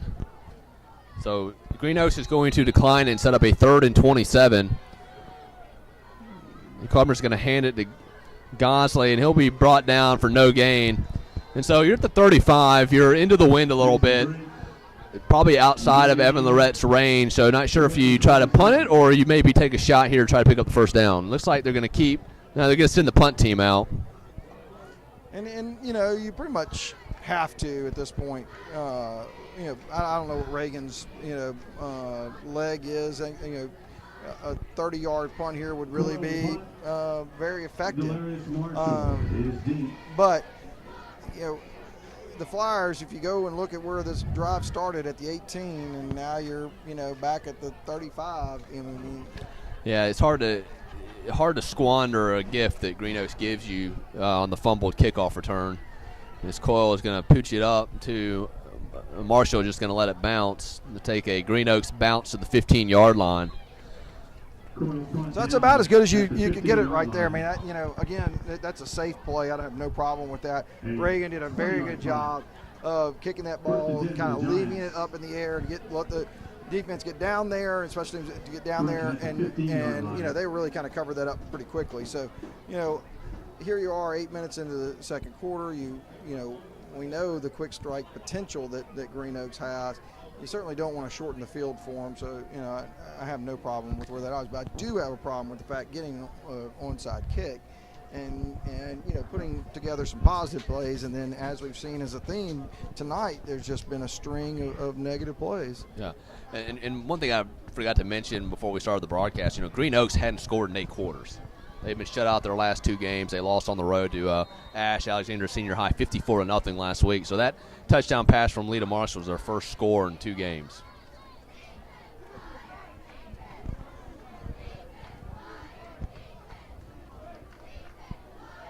Lee's going to keep it out to Marshall, getting the same play. And that's a great open field tackle by Ruth Akonda. So I want to just talk about that right there. So, it takes a very smart and very aggressive, strong safety to make that play right there, because he's got to take on a blocker, shed the blocker, and then go try to make that play. And you're out in space by yourself. And so really, we've seen Rowan play very well for a number of years, and that's the kind of play that a senior leader needs to make.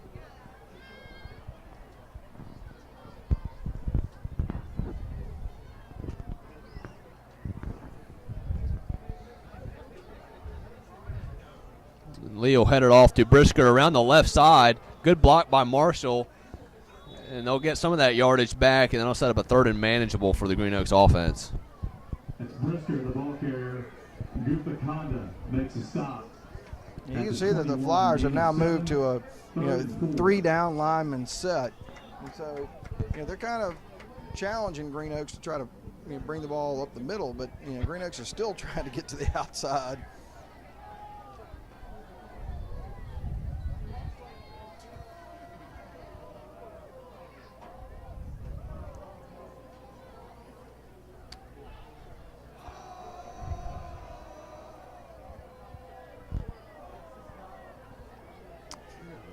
Lee's going to keep it himself. He's in trouble, and he's going to get brought down for no gain.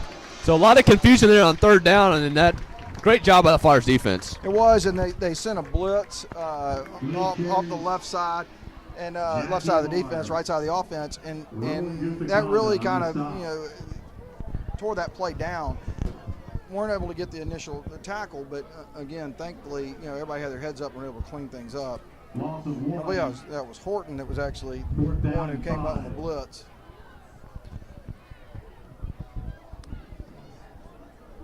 So Marshall will be back to punt for the Flyers.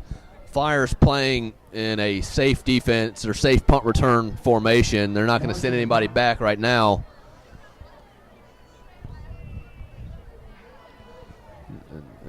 A lot of confusion. Green Oak sideline, they don't have enough players. With one of them being the long snapper, we need that guy. Definitely need that guy. So like I said, Flyers in the safe punt formation. And one hopper to Marshall, and he's going to hold on to it. And then he gets rid of it, punts it down the field. And I'll take a Green Oaks bounce. So great punt by Marshall there as that continues to roll inside the 30 to the 25-yard line. There's different ways to play the punt safe. That's an interesting way. I wasn't sure he was ever going to punt it. And then you let him punt it, and, you just let kind of the chips fall where they may. I might have somebody back. If I'm playing a punt safe, I might have somebody back there to field it. So, Yeah. But, again, that's a big punt right there. Yeah, huge punt. There's 5:06 left to go before halftime. Got something going on at halftime. My good friend, John Barry Carmody, being inducted into the Hall of Honor. Very well deserved. Looking forward to that. Yeah, I'm honored to be inducted with Mike Green and Laura Wilbert, two of the most dedicated people I know. But Art, we just talked about this same drive started 30 yards further down the last time. So, hopefully we can string together some positive plays and get down to where we were before. Yeah. Reagan Coyle with the carry. It looks like Patrick Ghazi may be getting a break on this offensive series as he picks up 7. But I really like Reagan in the backfield too. Reagan is a very good athlete, and he can do a lot of good things. He can catch the ball, of course. He's run the ball for a couple years, and he's a hard-nosed kid too. He's a good athlete and he's hard-nosed. So getting him the football in whatever space you can give him, I think, is an advantage for the Flyers. Yeah, he's picked up 14 yards on the last 2 plays. Flyers moving in the right direction on the first down. Let's say you have 1st and 10 at the 38. Carpenter's going to keep himself down to the left, takes a shot, and he'll go down at the 45. So about 4 minutes to go before halftime. Flyers have all 3 timeouts. So they have plenty of opportunities to get some points on the board because Green Oaks will have the ball to start the second half.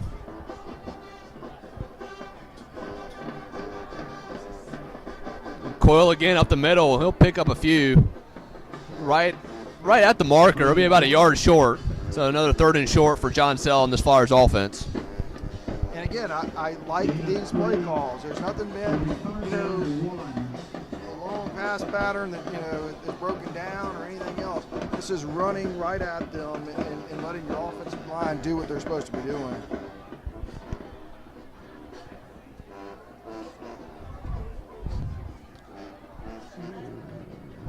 Third and short. Carpenter's going to hand it to, looks like Jake Black around the side, who will pick up a first down He'll go out of bounds about the 45-yard line, although they'll keep the clock running. I really like that play. Number 7, Zachon Miller, who's been kind of playing the middle linebacker position. He has been all over the field, and he's made some really nice plays. And so running that little jet sweep around, is keeping that ball away from him. Nice spin move by Carpenter. He picks up about 7 on the play. Gain of 7, 2nd and 3.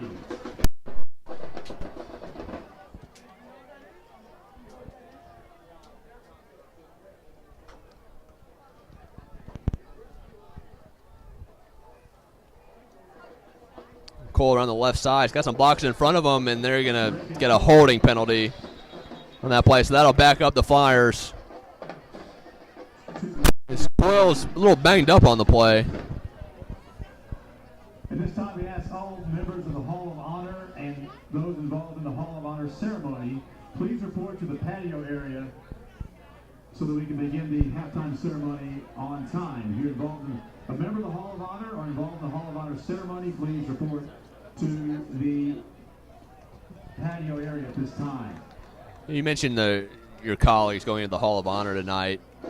Mike Green, one of the most successful coaches in Caddo Bossier high school football history. Laura Wolbert done amazing things as a head coach, women's sports at Loyola. And then you, of course, longtime coach, teacher, giving a lot back to the school. Give me a quick synopsis of this class you're going in with tonight. Oh, man. It really is about the school. It is about the school with each one of them. It was an honor to work alongside both of them. Hours were extremely long, but they were fun and easy, and it's very easy to work with people who are as dedicated and committed as you are. And I spent so much time with both of them. It is such an honor to be walking with them. So after the holding penalty, 2nd and 8 for the Flyers. Gosley's back in the game. Actually, I take that back. Hard to see from up here in the numbers who's in the backfield for the Flyers. Looks like Mason Drake's in the backfield, and he'll be brought down, gain of about 1 on the play, maybe 2. So setting up a 3rd and about 3rd and 7, 3rd and 6. Mason Drake. So, Gosley back in at running back on this play. Can't understate Reagan getting hurt on that last play, and he been a ray of sunshine for this first half. Yeah, we're under 2 minutes here. Colby Hamilton in wide receiver of the Flyers. Another good job by Carpenter taking the snap, and it looks like there could have been a pass interference on that play. Yeah, but that play right there, that combination right there, didn't leave a lot of gaps, and you have all 3 of your receivers in one small area. So that's a hard call. I mean, again, he chose the deepest of the 3, which was Rowan Guthakonda. Yep. But right there, you needed 6 yards, and that play combination didn't give you a lot of options. No.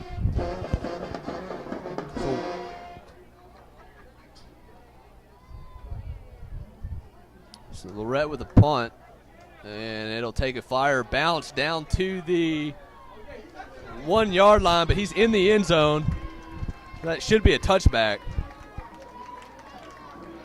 The ball should come out to the. I'm not quite sure of the call. It was down at the 1 yard line, but he was the rest of his body was in the end zone. Looks like the officials are going to talk about it for a 40-yard punt. I'll say this: regardless of what the outcome is on that, it was an outstanding punt, and that ball should have been able to been down before it got to the end zone. Anyway, yes. Members of the Hall of Honor who are with us tonight, we invite you to join us on the field for the Hall of Honor ceremony. It looks like they're going to keep it at the 1 yard line, so good call there for the Flyers. No doubt, but that is again another wasted opportunity. Yes. I really, how many times have we talked about a penalty, a negative play, destroying a drive. I mean, that's got to be, what, the fifth maybe drive tonight? At least, yeah. And so what are you left with? You're left with a score of 14-6, a one-score game after all of this. And so, my speech at halftime, if it was me, there's well, you know Mike Greenwell.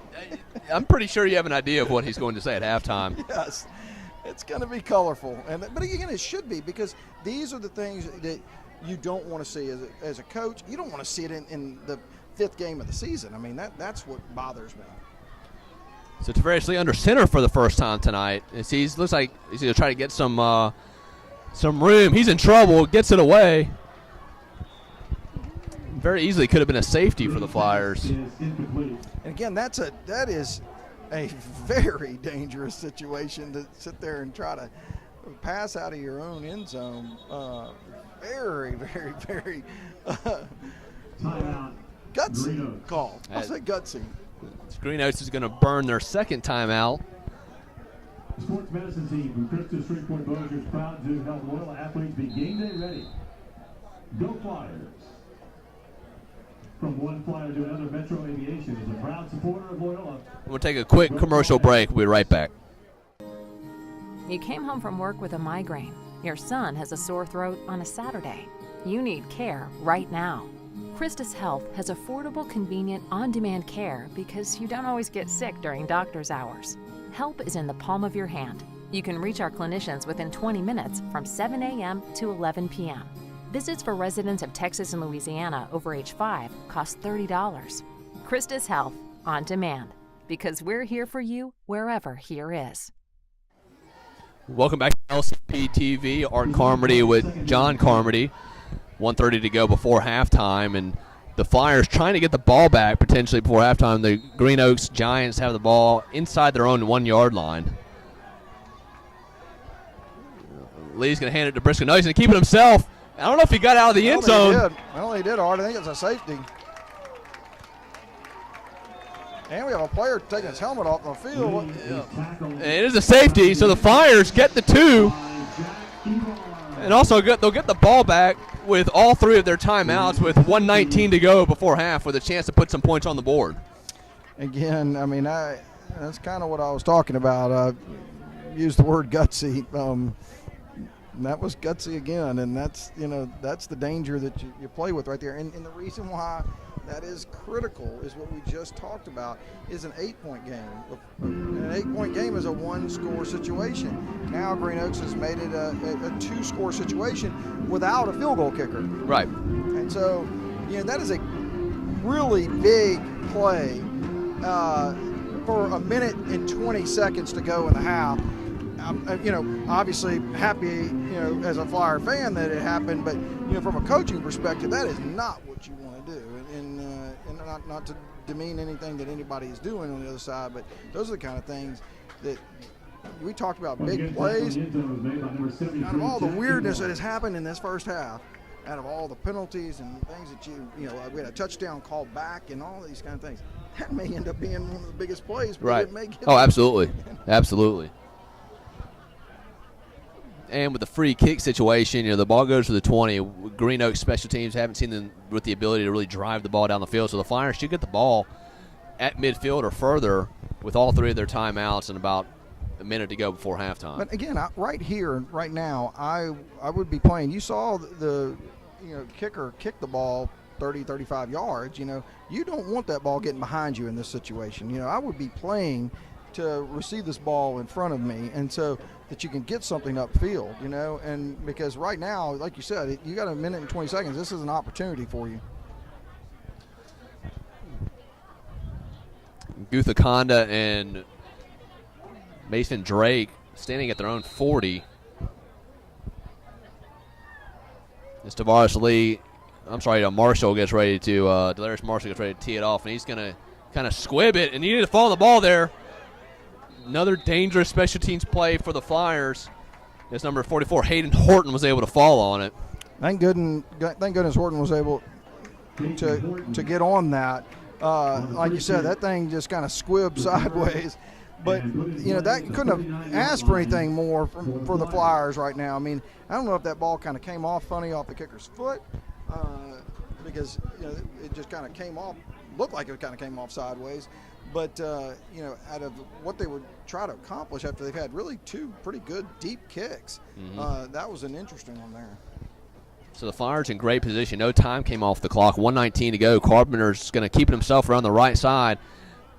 Going to throw it over to Reagan Cole. Reagan Cole back in the game as he gets inside the 25 to the 21-yard line. So good to see him back on the field. Absolutely. I mean, when he came off and he was kind of holding his arm, it really kind of made me worry about it. But, he doesn't look any worse for the wear, thank goodness. Bryce Carpenter, man, he likes to zip that ball sideways. He got an active arm. It's a penalty for the Flyers, a false start there. That can't be true. Another penalty on the Flyers? Yeah. Not only that, another penalty on first down. Dog. I mean, I hate this theme. Yeah. Penalty against the Flyers. You watch Sherrod down there with John Sella, calling the plays in offensively, and there's been a lot of frustrating hand gestures from Coach Sella tonight with regards to the penalties and some of the decision making. And you have to. Again, you're talking about young kids. A lot of these kids are sophomores, juniors, but again, you're halfway through the season, and you got to really have this stuff cleaned up. This isn't good at any point in the season. The clock under 50 seconds. Flyers still have all three timeouts. Carpenter looking over the middle. Going over the middle. He's got Cole and just missed him, running wide open. So another missed opportunity there for the Flyers. I really like that play design. They brought Rowan Gutkonda into motion right there. They ran him shallow to allow Reagan to come up the field, and so it made the Green Oaks defenders have to choose which way they were going to go with it, and Reagan was wide open. I mean, that ball, that one should have been there. That's going to be one they're going to look back and say we should have had. I hope they score here. Yeah. Carpenter around the left side. He's got some room to run. If he wants, he's going to take it, and he will go out of bounds about the 20-yard line. So good decision making there. Good defense by Green Oaks. Had the receivers blanketed. Carpenter able to get some yardage there and set up a third and manageable.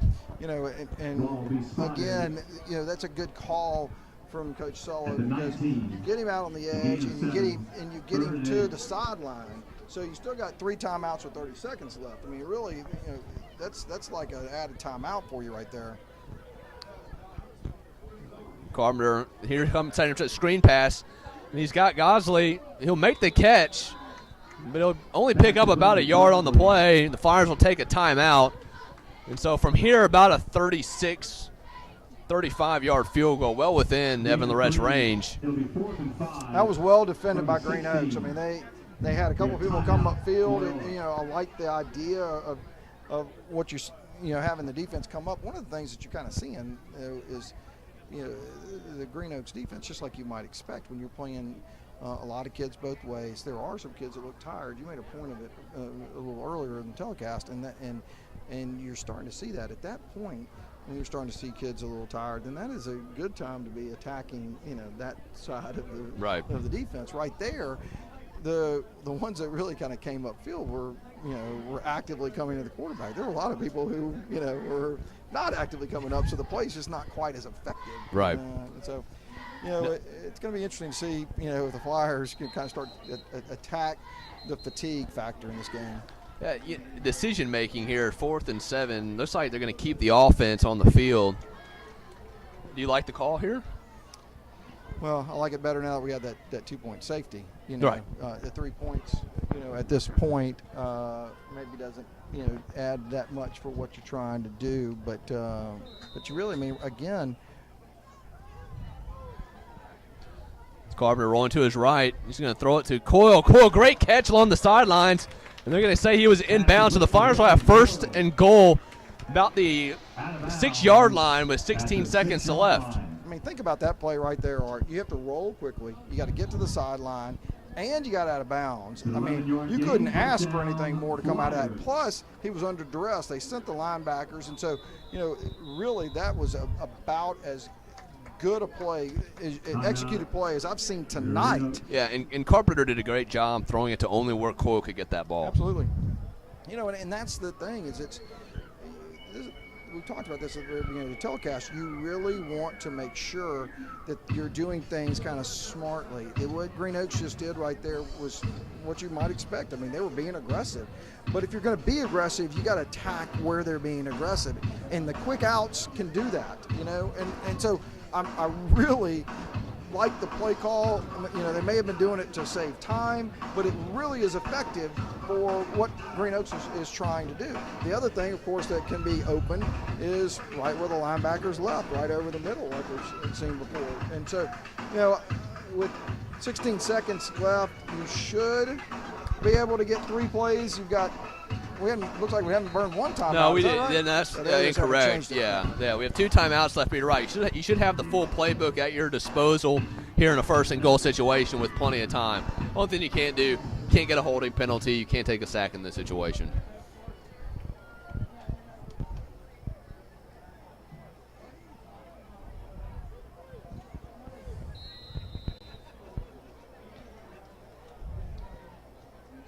Carpenter's going to keep us up over the middle to Gayton. Touchdown, Flyers. Well, I just, you know, hate to say that that's exactly what I just was talking about. But it was exactly what you were just talking about. I'm very glad to see that they could see the same thing. A great play call, you know, and, you know, that's what you want to see. You needed to get something together. You needed to have something positive to end this half. So the Flyers have the chance to go up 23-6 with the extra point pending.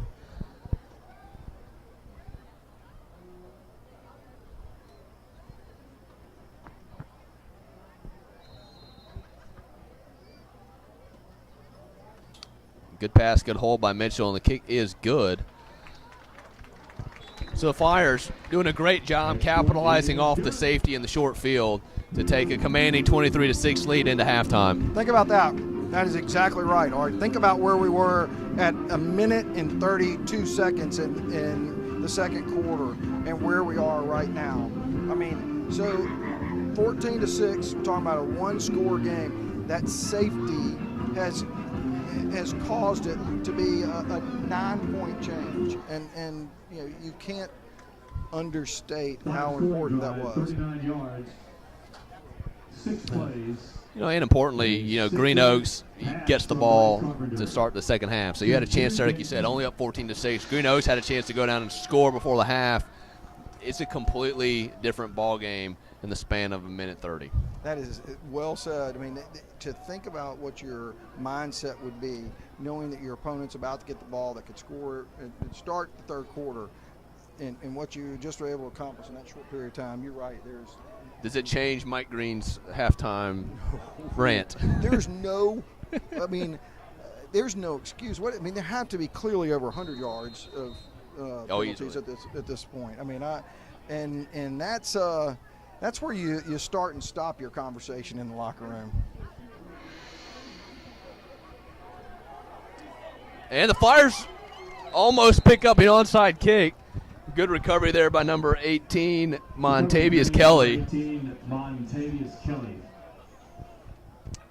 But a quick stat, Green Oaks has only run 6 offensive plays. Okay, that's surprising. I think we might have to check that one. That one doesn't register with me, but that's coming officially from our statistician, John James Marshall. My goodness.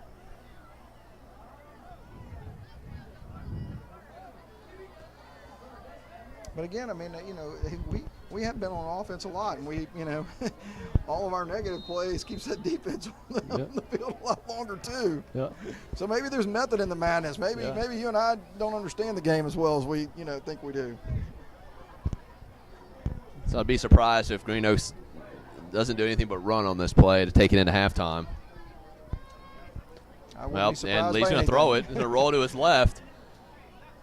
Trying to direct traffic, waste some time. He's going to keep it, and he'll go out of bounds and that'll take it to halftime. So we'll send it down to Michael Mitchell for an interview with Coach Green. The Flyers up 23-6, and then we'll turn it over to the Hall of Honor festivities at halftime. Mike Green, John Carmody, and Laurel Wolbert going into the Hall of Honor, and it looks like They may put 1 more second back on the clock. Never mind, 1 second on the clock.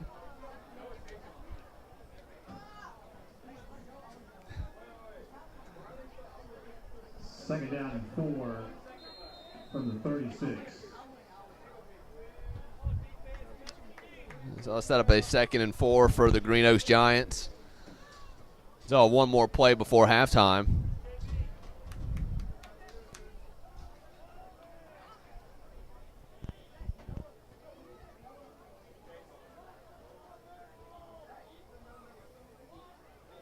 Lee takes the snap. Looks like he's going to try to throw it downfield as far as he can. And it'll be thrown into the ground. And that'll take us to halftime. And we're going to send it down to Michael Mitchell, who'll get some comments from Coach Green before he takes his team into the locker room.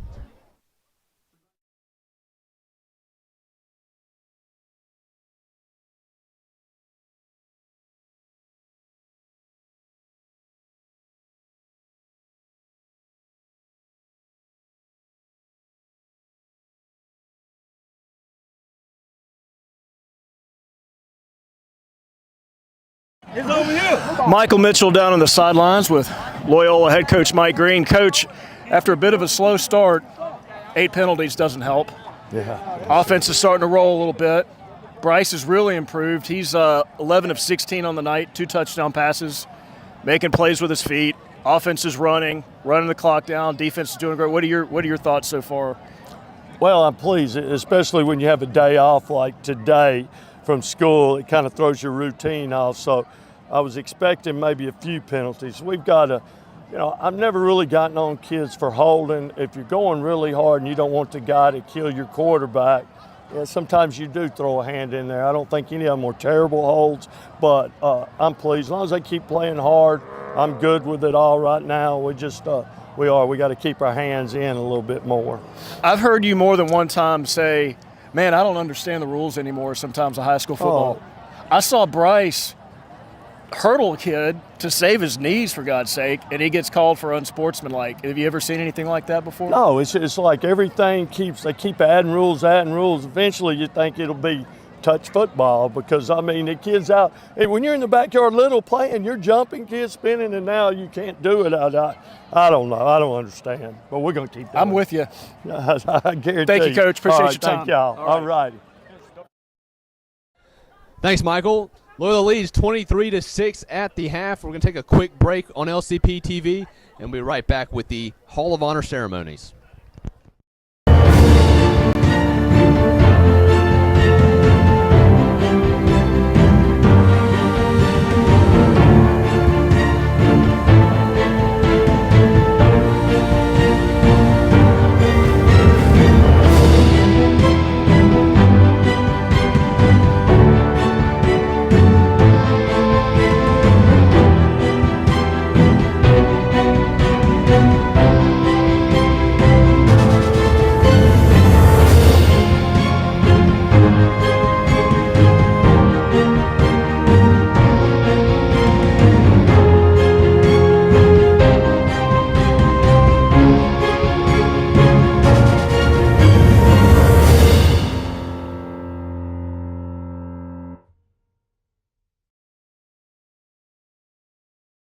Presented by Alumni Association President Clarissa Mano, a member of the class of 2002.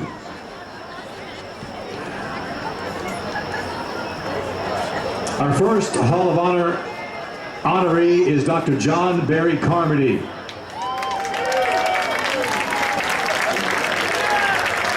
He is a 1987 graduate of Loyola, was a member of the football and basketball teams. He earned his Bachelor of Science degree in zoology from LSU and his medical degree from LSU Health Sciences Center in Shreveport. He was a science teacher at Loyola as well as an assistant football and basketball coach from '93 to 2000. He completed his internship in internal medicine and his residency at LSU HSC Shreveport. Dr. Carmody went on to complete the fellowship training at the University of Texas Southwestern in Dallas. Dr. Carmody is board certified in the American Board of Ophthalmology. He's a member of the American Academy of Ophthalmology, American Society of Cataract and Refractive Surgeons, Shreveport Medical Society, and Louisiana State Medical Society. He was the founder and president of the Catholic Medical School Students Association. He has served on the board of Loyola College Prep, the Alumni Association, St. Joseph Catholic School Council, and the Shreveport Medical Society, among other service organizations. And for 7 years, he has been the color analyst for the Flyer football broadcasts on LCP TV. Our first honoree tonight is Dr. John Barry Carmody.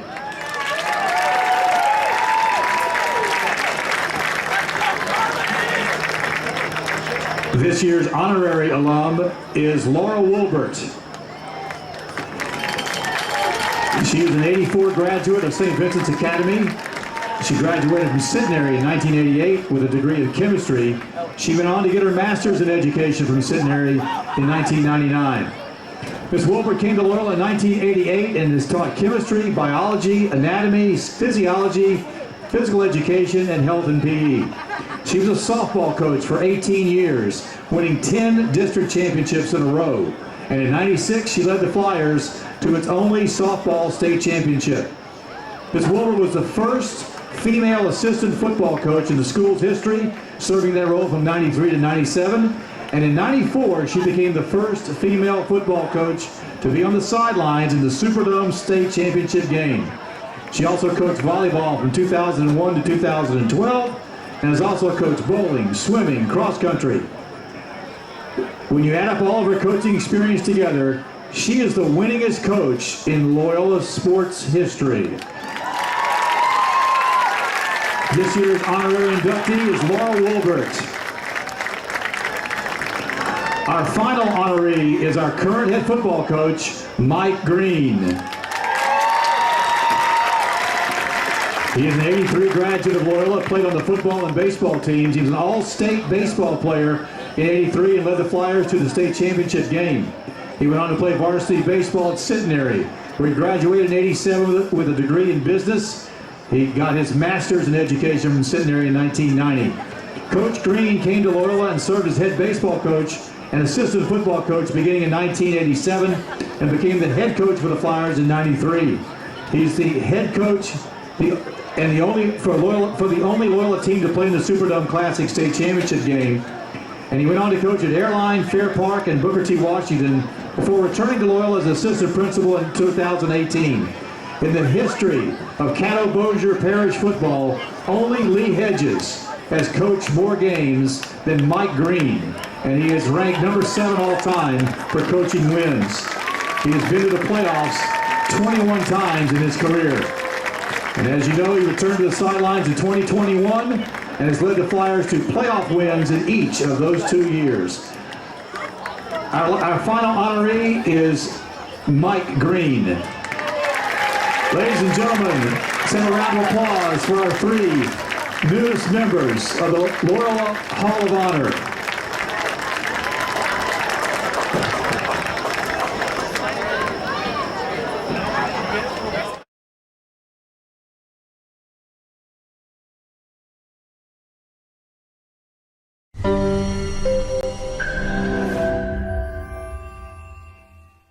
Hey Flyers, it's Madeline. And it's Mary Houston. And the rundown starts right now.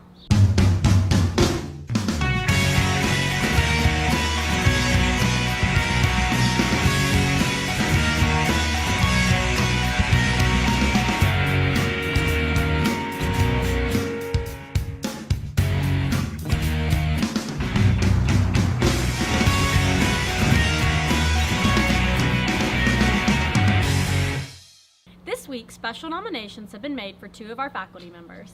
Lily Hutless gives us a better insight. Tonight at Eastridge at 6 p.m. is Loyola's annual Hall of Honor banquet. This year, 2 of our Loyola faculty are being inducted. Coach Laura Wolbert, class of '84, and one of our science teachers, and Coach Mike Green, class of '83, our vice principal of discipline and head football coach. I spoke with them to see how honored they really feel. Coach LeBlanc was the one who was charged with calling me and letting me know that I had been selected to the Hall of Honor. And when he got me on the phone, he's like, "Where are you? What are you doing?" And he said, "Are you sitting down?" And I sat down, and he said, "You've just been inducted to the Hall of Honor. Congratulations." And I was totally blown away. Not something I was expecting, but I am truly honored for the recognition. When you look at the other Hall of Honor members, their pictures hanging on the wall downstairs, and people that I've known for years and years and years, it's a great honor to be included in their company. It is such a humbling and an honor to be going in. I walk in every morning and I look at the pictures, and I'm just so honored. And also, the two people that I'm going in with, I couldn't ask for any more. That's also an honor to be going in with them. This is my home, and it's a great feeling to know that my picture will be up here with all these other people, and I just spent my whole life on this block, so it's almost like I hope this doesn't mean they get rid of me after this deal. So no, but I'm so excited, so honored, and I'm just glad to be here. Don't forget that tomorrow during halftime at Loyola's game against Green Oaks, our faculty will be inducted into the Hall of Honor. This has been Lily Hutless. Congratulations to Coach Laura Wilbert and Coach Mike Green. Monday was our second retreat of the school year. Robbie Ahuja tells us how the freshman retreat went. You may have noticed that the hallways were a little less crowded on Monday. This is because the freshmen went to their retreat at St. Elizabeth and Seton. Coach Viabla and some of the freshmen tell us how it went. Hi everyone, I'm excited to share about our freshman retreat we had at St. Elizabeth and Seton here. And we just want to share all the great things that we had. We learned about authentic love, because God is love. And Braden Johnson, the speaker that was all over the diocese, shared quite a bit with the students. He related with them and shared all the good things that he has learned in his journey of faith. We had other speakers who came out to support a great retreat team. We had even tacos for lunch, thanks to Ms. Brown and her team in the kitchen. It was all in all the best retreat I ever experienced with my freshman class. We're hoping that they will use this time to grow closer to Jesus Christ and let this be a day of prayer. I had a lot of fun at the freshman retreat, and we played a lot of games and learned a lot about love. Yeah, we had a good time. The speakers were fun. I really enjoyed the freshman retreat. We learned how it's important to keep a good relationship with God in our lives, and we had tacos. Those were good. I really enjoyed the freshman retreat and the speakers that taught. We hope you had a great time at your retreat, and we are looking forward to the junior and senior retreats. This has been Ravi Ahuja. What a great first retreat for our freshmen. Thanks, Ravi. Hey, Mary Houston, what are you doing for fall break? Oh, nothing. Just staying home. Well, I wonder what some of our other students are up to. Well, good thing Molly Cavanaugh is here to tell us their plans. Did you know fall break begins tomorrow? Well, if not, now you do. But I'm curious, what are our Flyer teachers doing for their fall break? Oh, hello. I didn't see you there. I'm going to be camping over fall break in the Ozarks. All right, for fall break, I will be out in California, LA, having fun in the sun and surfing a little bit. My plan for fall break is to sleep as much as possible. I'm having the best fall break I could ask for, starting Monday morning. Well, for fall break, I plan to go to Puerto Rico. Not decided yet. I'll decide tonight. And if I decide to go, then I'll be at the airport at 4:30 tomorrow morning. Sounds like you all have quite the time planned. This has been Molly Cavanaugh. What a fun weekend for everyone. I know I missed football last week. Well, it's a good thing it's back, and Angel Pham is here with our sports report. Our fall sports teams have been continuing to work hard as I dive into this week's sports report. Last Saturday, our cross-country team traveled to Baton Rouge for the SJA Invitational. Emily Anderson and Mark Henry led the team. Earlier this week, our volleyball team played Calvary. After a hard fight, they came up short. They are looking to bring home a win against Manny tonight. After a week off, our Flyers are ready to compete against Green Oaks this Friday. They are looking to continue to build momentum for their first district game.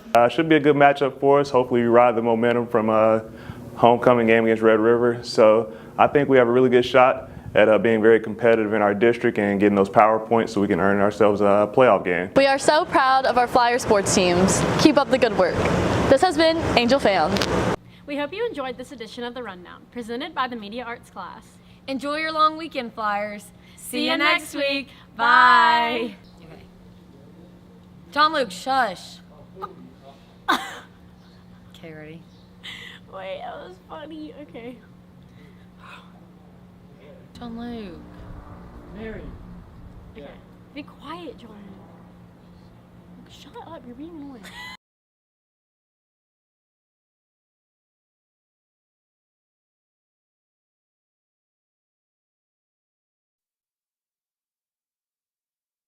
Taxi!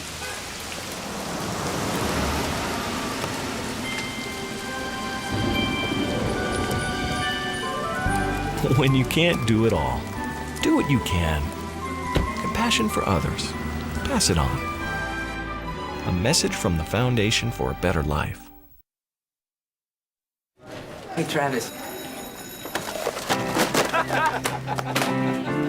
Get some friends, loser.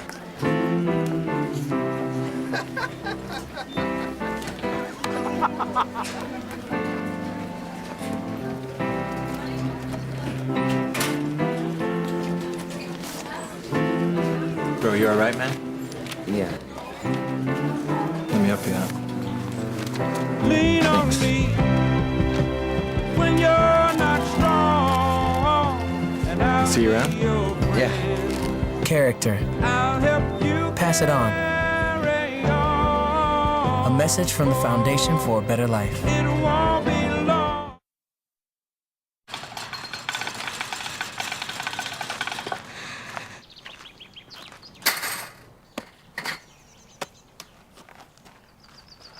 I'm the greatest hitter in the world! Strike one. I'm the greatest hitter in the world! Strike two.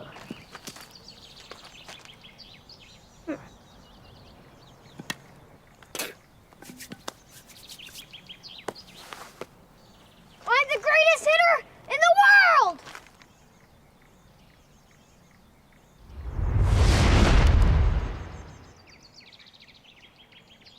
Strike three.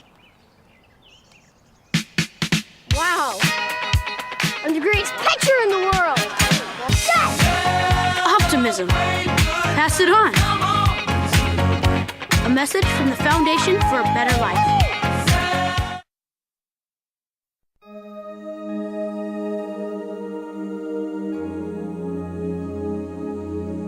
It was the biggest race of the year. And no matter what, I was gonna win.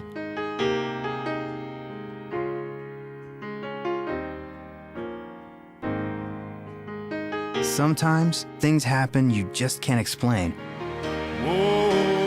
I believe there are angels among us. And some things are more important than winning. Sent down to us from somewhere up above. They come to you and me.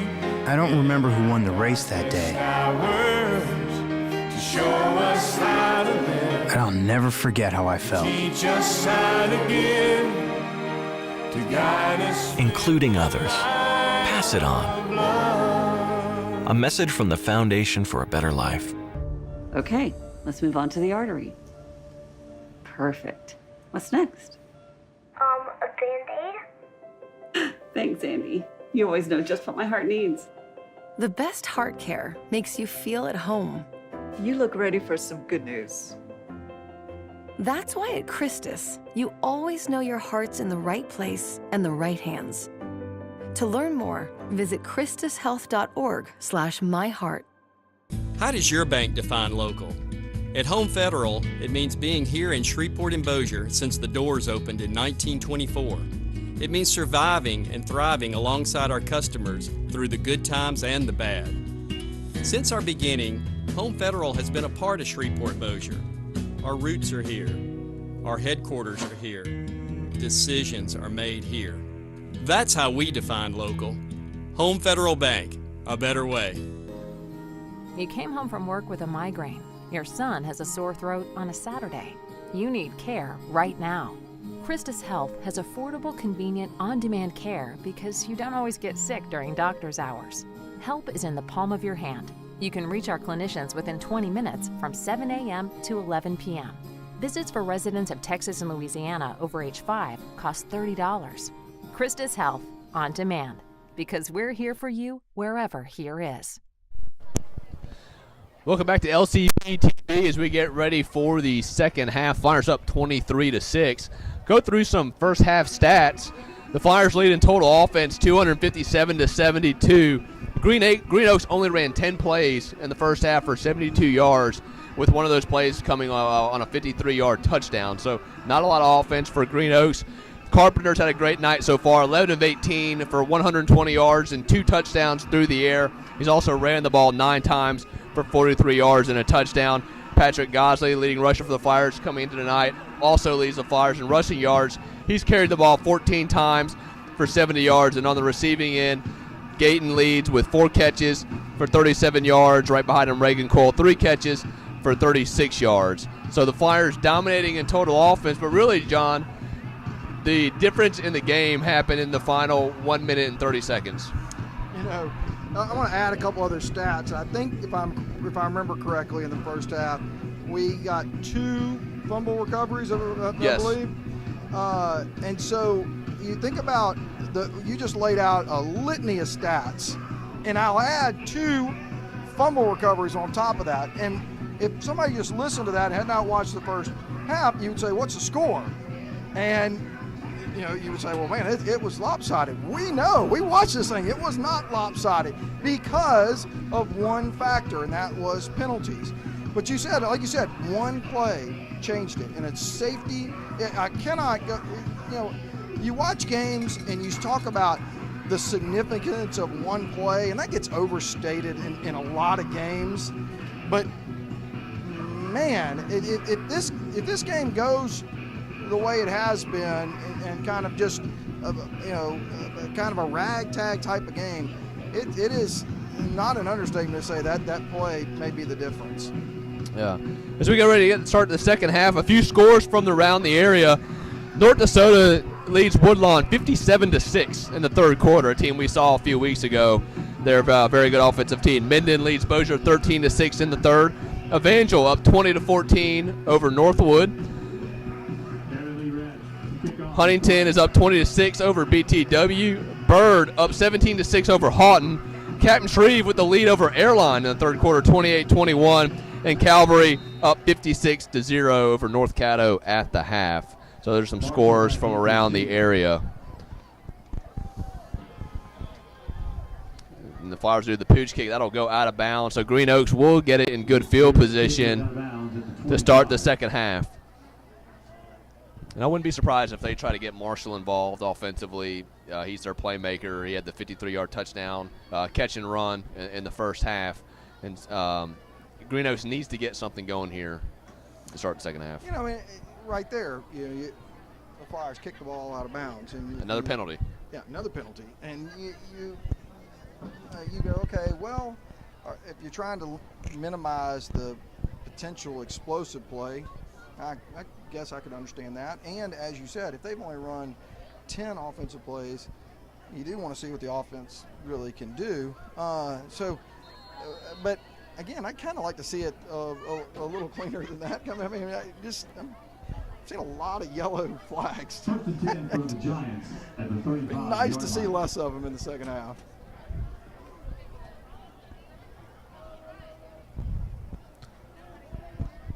So it looks like at least on this opening series, looks like Delarius Marshall is the quarterback, and another penalty.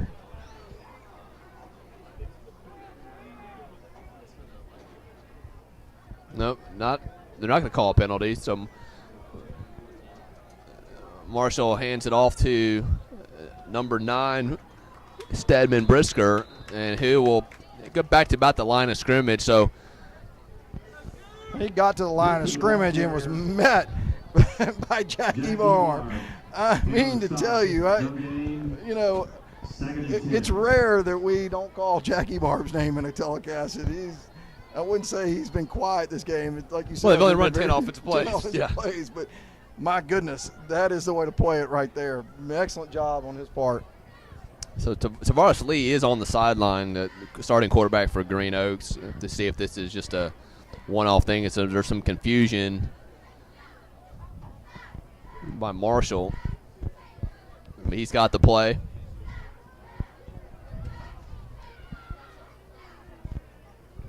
Marshall drops back to pass. He's going to roll to his left, dump it off to Brisker, who had a lot of room to run, but the ball slipped through his hand. So bring up a 3rd and long situation for the Giants. Yeah, you're right. He had a lot of room right there, and the Flyers need to make sure that they know their responsibilities. I mean, that could be a huge play. The Flyers fired the strong safety off on the left side of the defensive formation, but the Green Oaks was drifting to the left anyway. So I believe that was Carter Doyle that was actually blitzing, and he had no chance of actually getting there. But the Flyers left open responsibilities out there. They definitely need to be paying attention. So Green Oaks go with 3 wide receivers to the top of your screen. Marshall's going to roll that way.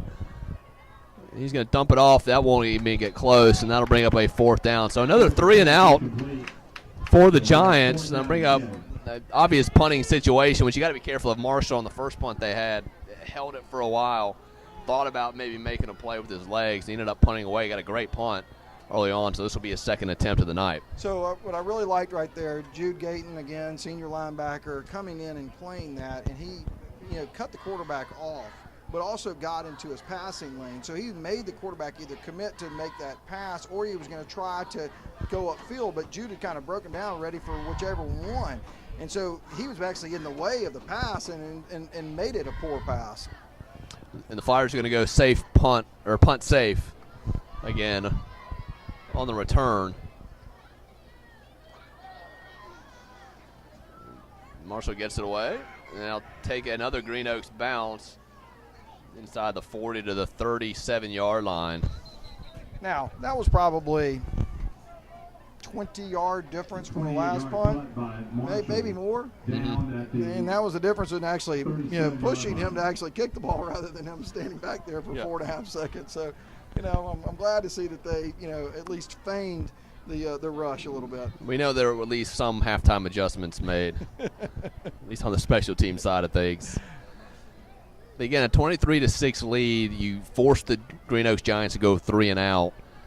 If you're Mike Green, you love to see them go down and score here and really, really put the pressure to Green Oaks. No hander to Ghazi around the right side. He's got blockers. He's leading his blockers.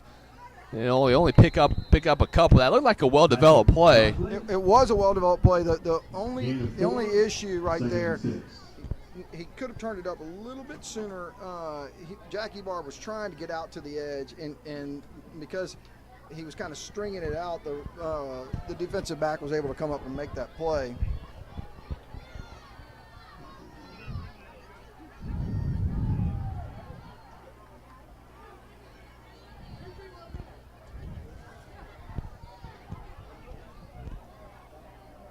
Carpenter looking to his left, going up, looking over the middle again. He's going to roll and just get it away. And it'll bring up a 3rd and 6. Pass is incomplete. 3rd and 6.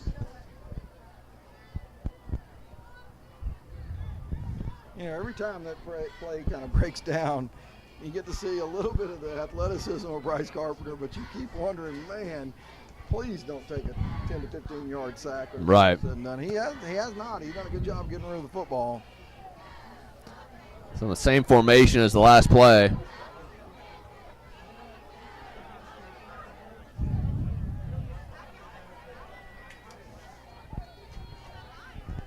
They're leaving one of the Flyer receivers open right now. There it is right there. Carpenter there going up, looking over the middle. Just rolled his left. He got deep. wide open, and he missed him there. He's going to throw it down the middle of the field. Almost intercepted. But you're right, Rowan Guthakonda was wide open. And again, there's some frustration from Carpenter there as he realizes it. I mean, I think Coach Sell is going to look back at that play and say, okay, conceptually that turned out exactly where you want it to be. You had the two receivers kind of up, and the safeties had kind of committed to that. As Bryce Carpenter rolls out, as the safeties are up, you got somebody deep, and that you got to see it, you got to know it, and of course, if you realize that situation's there, that's a touchdown. High snap, Coyle gets it down, gets the punt away, and looks like Marshall will let it bounce. And take a friendly flyer roll to the 22-yard line. But again, another missed opportunity. Been a lot of those tonight for the Flyers offense. That is well said, Art. I mean, that's what it really kind of comes down to. And one of the interesting things is that you really have very few seniors on this team, and so senior leadership becomes really important. But senior leadership is a lot better when you have a bunch of seniors to actually lead. And we've seen some outstanding plays by the senior players. I mean, Rowan Guthkondo, we called his name. We've called Jude Gayton's name. We've, of course, called Reagan Coyle's name. These kids are doing those things, but at some point, you gotta ride your horses. And so, when you see things kind of fall apart, you really have to kind of go back to who brought you, Yeah, you're absolutely right. So they'll keep Marshall in at quarterback. And he's going to roll to his right. He's going to keep it. He's going to pick up first yard. Gregson may miss. And he'll get out to about the 30-yard line based on the spot, and they'll bring up a second short. So again, Green Oaks not doing a lot offensively tonight. Only 8 yards rushing coming into that drive. They pick up 8 there. Yeah, I believe it was Horton that kind of came in on a linebacker blitz, and one of those things where he got himself caught inside, and the quarterback was able to escape. One of the things he's going to have to realize, again, another young player who's playing, is that he's got that containment. If he gets outside his shoulders, then there's going to be a lot of trouble. Marshall's going to hand it off to Brisker, and he'll pick up the first down. So it's actually only the first down for Green Oaks tonight. Again, that kind of goes back to the stats that we were talking about. I mean, and you sit there and go, okay, well, the Flyers can keep shooting themselves in the foot. I mean, they're going to keep Green Oaks in the game. If they can, clean things up, they should be able to put some distance, because you're in the third quarter of this game and you've had one first down. But you can see all it took is one play for them to make it a game. Right.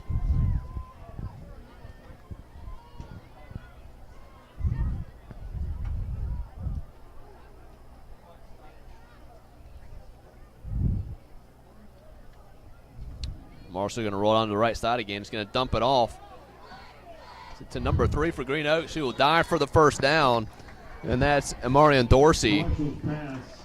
He's the second leading receiver for Green Oaks. Yeah, really, again, conceptually, what Green Oaks did right there, he ran a trip set, had the inside guy come and run a quick little out. Very, very, very safe pass on a rollout. I like it. I mean, that's, very effective way to do things. But again, the Flyers, when you see that trip set, you got to know what's your responsibility. There should have been somebody in the flats right there. Yeah, so far, Green Oaks on the scribe just doing a good job of trying to get their playmakers in space.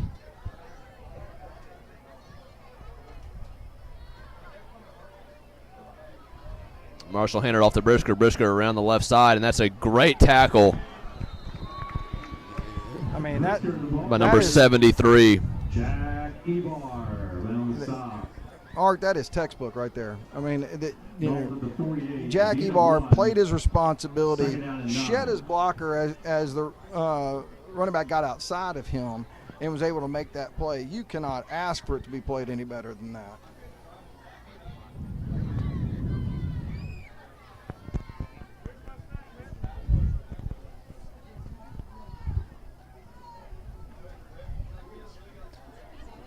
Marshall just toss it out to the left side. Number 21 for Green Oaks around the left side. He's going to pick up the first down.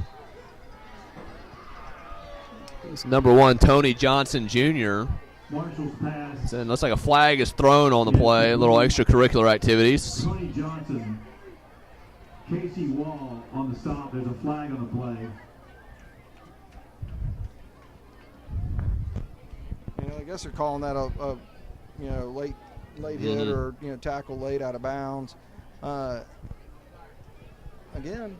23-6 Art, and Green Oaks is actually moving the football on us. These are things that 9-yard pass. Every one of those squandered offensive possessions really start to absolutely.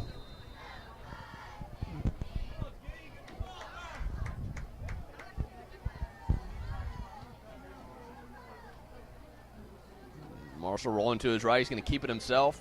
Going to try to cut it inside, and that should come back as a flag's thrown on the play. The Flyers doing a good job of knowing that Marshall likes to roll to his right there and trying to get him before he can get into space. Yeah, and really an outstanding play by multiple Flyers on that defensive unit. Rowan Guthakonda was blitzing on the backside, and he never gave up on the play. Followed him all the way down the line as he's supposed to. But they actually held him up at the end. A nice job, Patrick Gosley and Hayden Horton to kind of hold him up. Again, you've only run a few defensive plays because the offense hadn't run that many plays.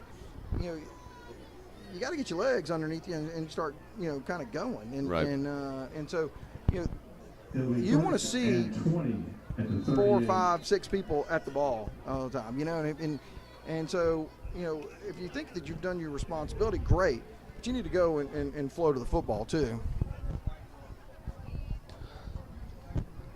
So Green Oaks, 1st and long they're at the Flyer 38-yard line.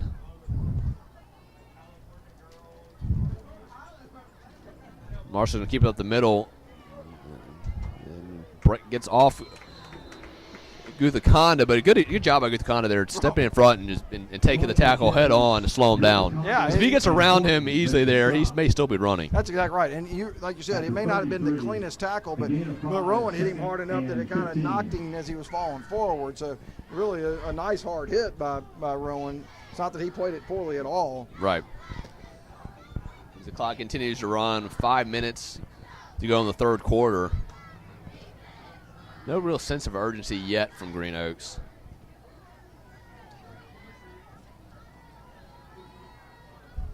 And Marshall rolling to his right again. Flyers in pursuit. He's going to get it away. Intercepted. What a catch!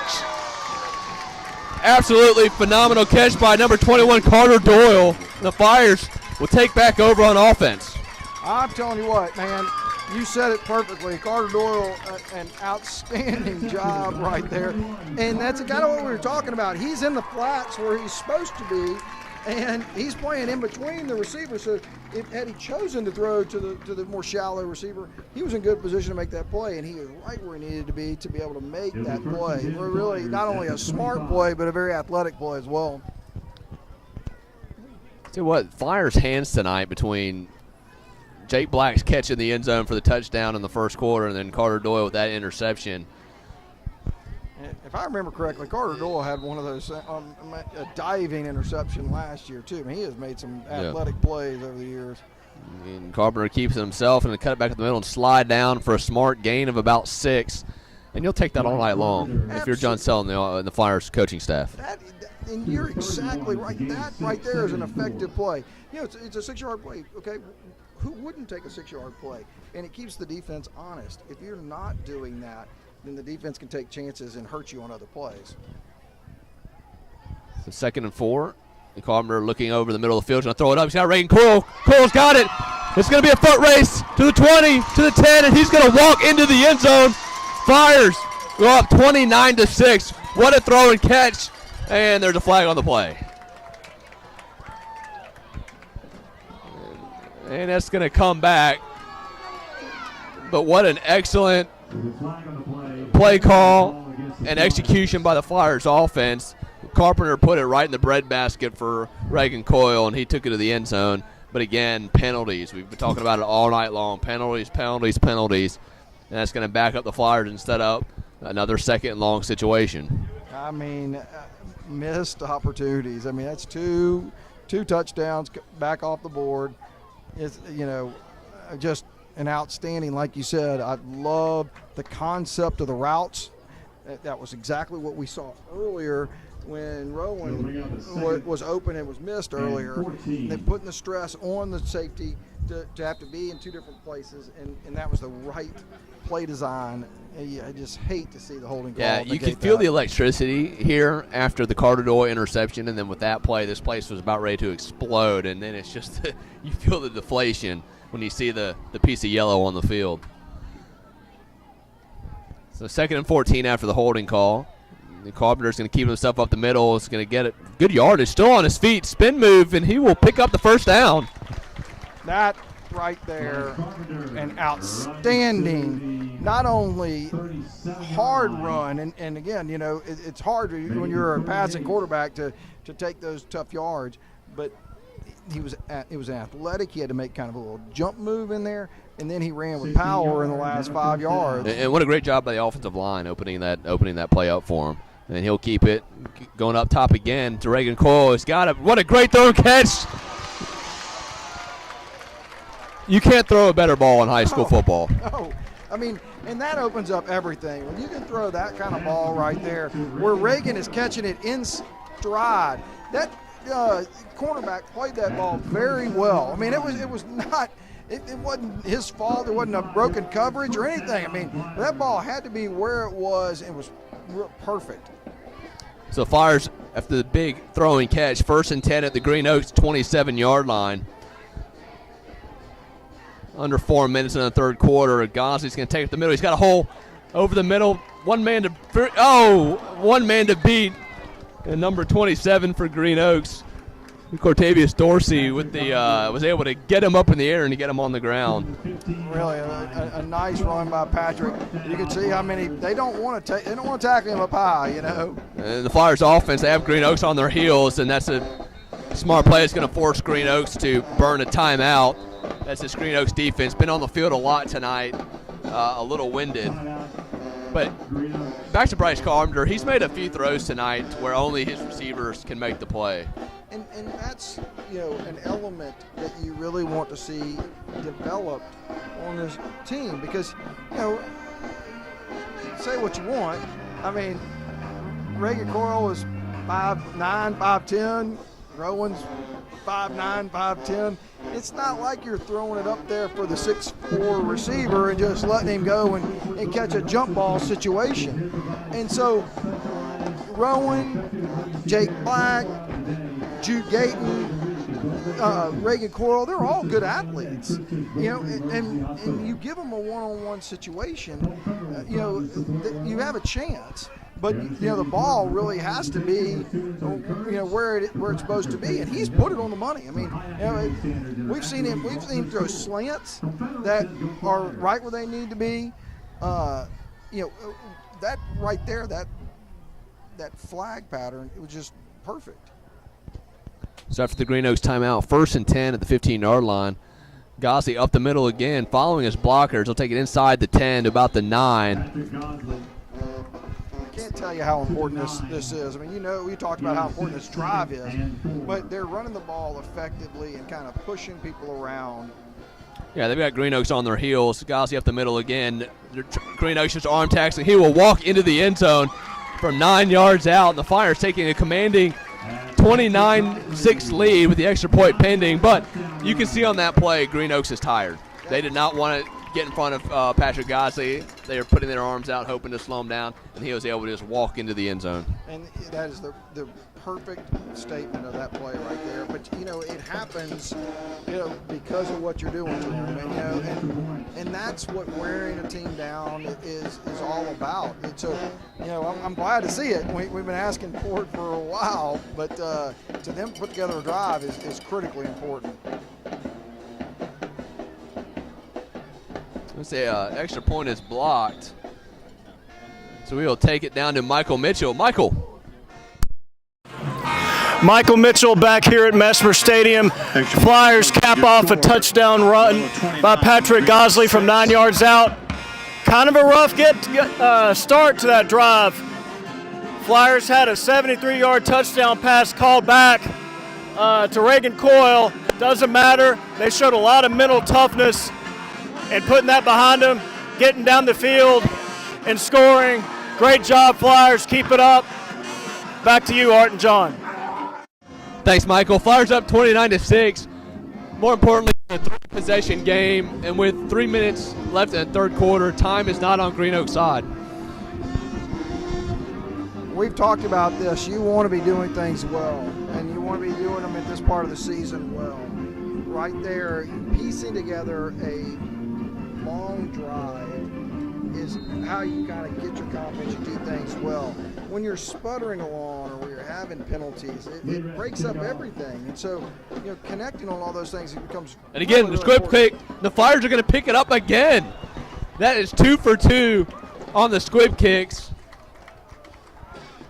And it looks like number 15 for the Flyers, John Luke Loff.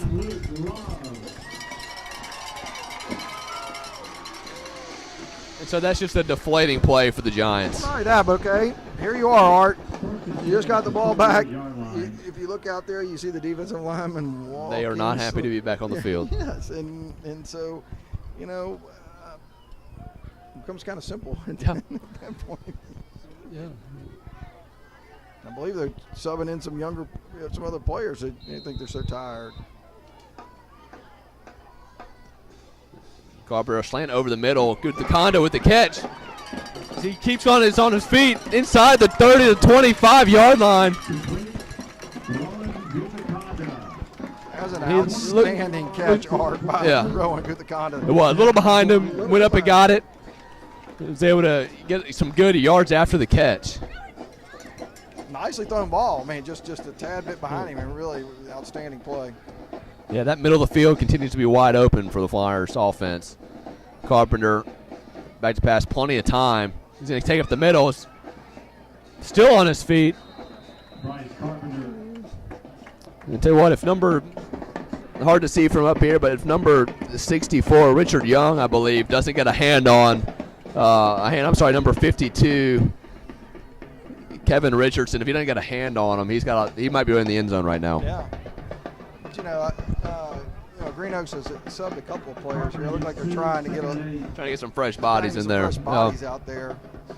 I see some shirts that are a little whiter than others. 2nd and 8 after the gain of 2. They're going to hand it to Reagan Coyle. Reagan Coyle on the right side, trying to break the tackles. He'll pick up about 2 on the play. So again, 3rd down, but the way the last drive was for the Flyers, you have the full playbook. You've got plenty of options here if you're John Sella to call a play that's going to pick up the 1st down. Absolutely. I mean, you've got a big old running back, and you've got a quarterback who's been effective in the RPO. You have a lot that you can challenge them with. They're going to run a trips formation to the left. And then fake it to Patrick Gosley. Carpenter up there trying to thread the needle. And pass intended for Jake Black. And from here, it's about a 37-yard field goal, so probably going to go for it like they did in the second quarter. Again, in that situation, if that ball is thrown a little bit more to the corner, that safety touchdown. Yeah, and again, I mean, it's hard, it's conceptual, and all. You kind of got to be where you need to be. But I like the play design. I have no problem with that. But if that is actually a route that's a little bit further out, that safety cannot make that play. Yeah. Carpenter rolling to his left. He's going to throw it to Coyle. Coyle with a sliding catch, so that'll be a 1st down inside the 10-yard line. Great catch by Reagan Coyle. Yeah, I wasn't sure that they were going to let him call it a catch. I think they were both kind of looking at each other. He clearly caught it in bounds. Really, and again, Bryce Carpenter, what an athlete. He's rolling left and slings it. Yeah. With his right arm, side arm. You're like, okay, And we're gonna have Rowan kind of trying to get a head start on the play. We're gonna have to have a flag. I will say this: it is the Green Oaks defensive line is tired, but Carpenter has plenty of time to throw. Even when they sent the blitz on that play, they sent number 7 for Green Oaks, Zacon Miller, had plenty of time to get to the left and make the throw to Reagan. We had our prerequisite flag on offense. And That's right. You got to have one on every offensive possession.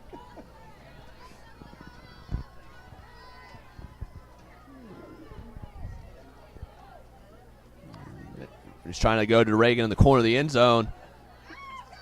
Again, another good throw, just a little out of the reach of Reagan. I couldn't agree with you more. I mean, that is a one-on-one situation with a defensive back with the back to the football. You couldn't ask for more. I mean, that's a good throw, and you're giving Reagan Coyle, one of your senior best athletes, a chance for the ball. I really like that play call. So 2nd and 14. Again, the middle of the field has been open. You wouldn't be surprised to see a slant here.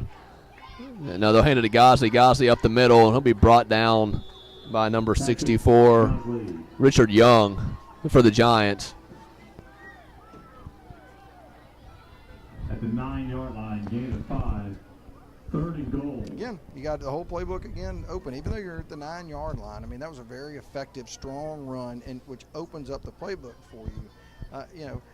Had it been a 0-yard play, 3rd down is very different at this point. So I really like that play call. I like Patrick moving his feet forward and pushing that pile.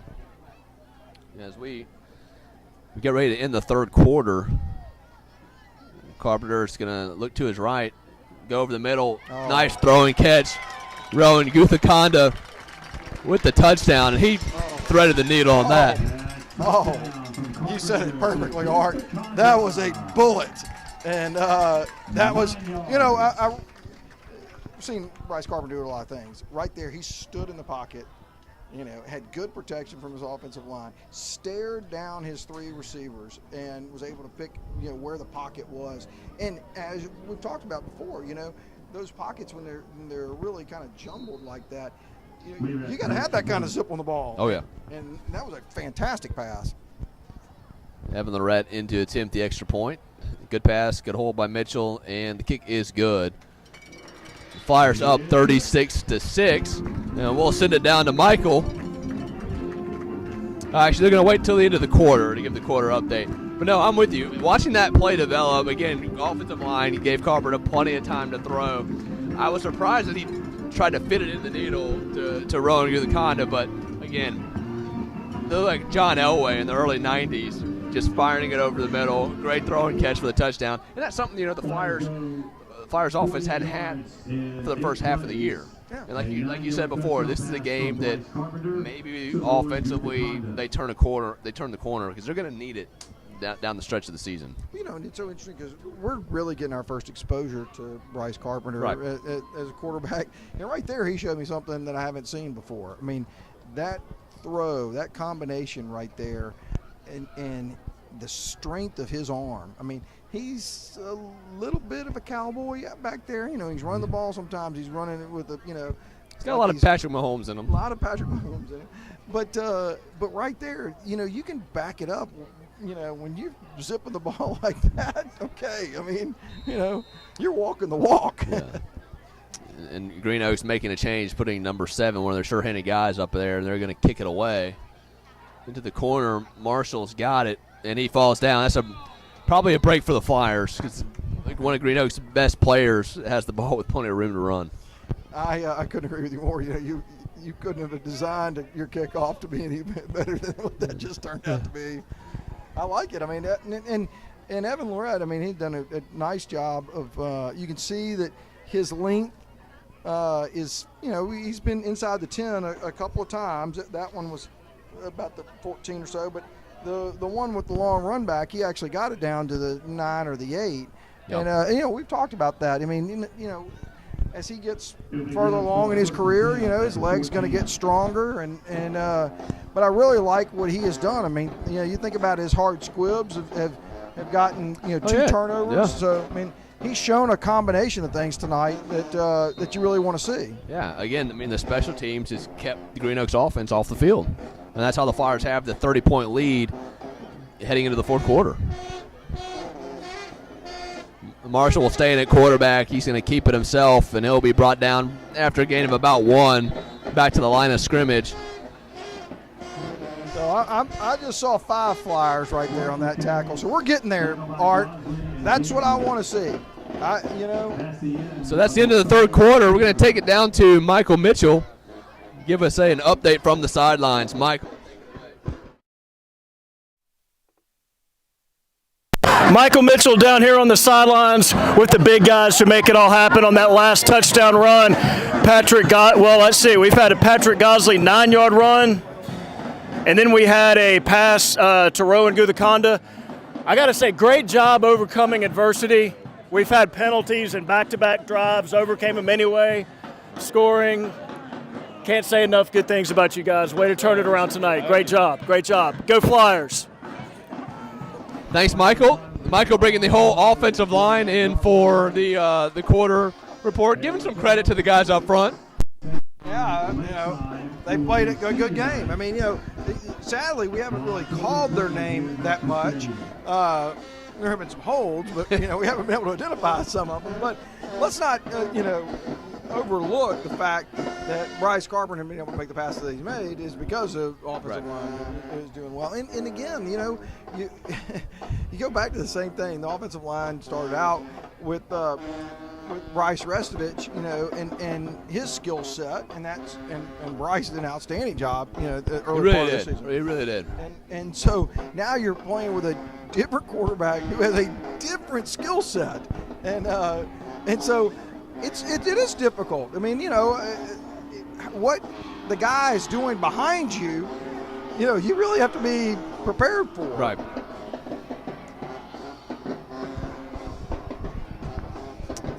The start of the fourth quarter, Flyers up 36-6. Green Oaks 2nd and 9 at their own 15-yard line. Marshall still in at quarterback. High snap. He's going to hand it off to Dorsey. Dorsey around the right side. Not much there. And he'll pick up about a yard, maybe back to the line of scrimmage. Yeah, he didn't get anything on that play. He didn't, and I'll tell you why. Because Carter Doyle played that well from a strong safety position. I believe it was Hayden Horton that came across from a linebacker position as well, and Patrick Gosley played it well coming down the line. And so they didn't leave him any room. Carter Doyle, even though he didn't make the tackle, forced him upfield at the right time and didn't let him get outside.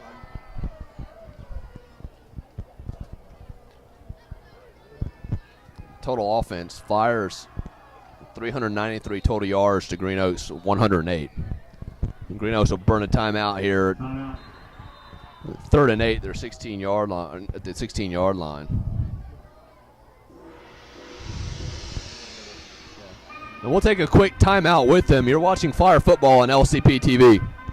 How does your bank define local? At Home Federal, it means being here in Shreveport and Bossier since the doors opened in 1924. It means surviving and thriving alongside our customers through the good times and the bad. Since our beginning, Home Federal has been a part of Shreveport Bossier. Our roots are here. Our headquarters are here. Decisions are made here. That's how we define local. Home Federal Bank, a better way.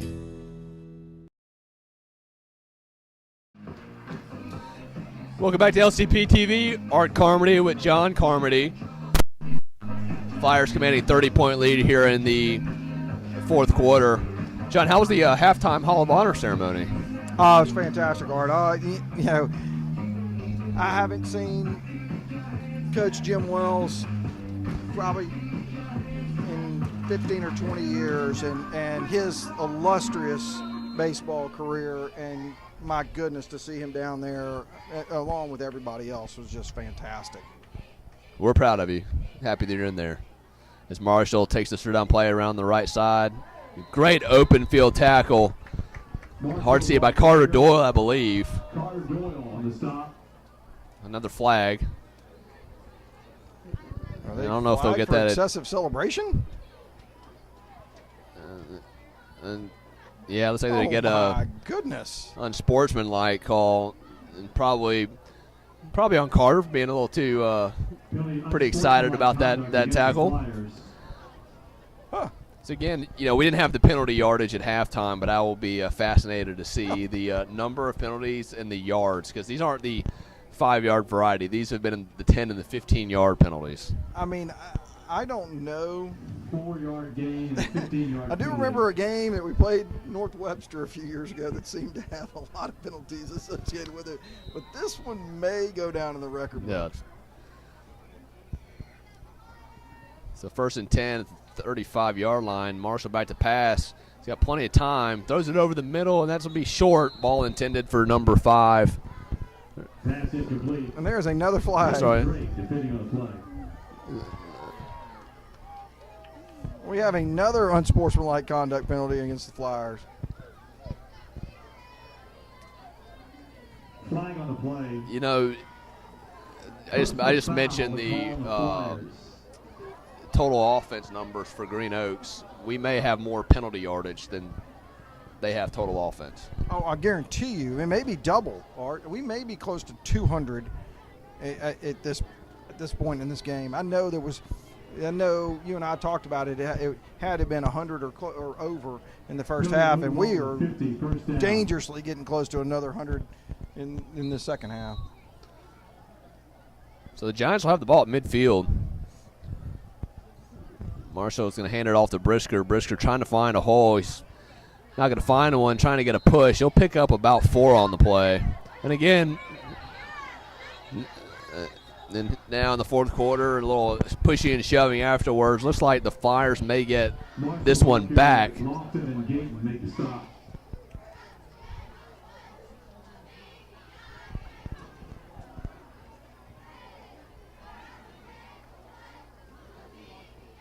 Gain of 4 on the play.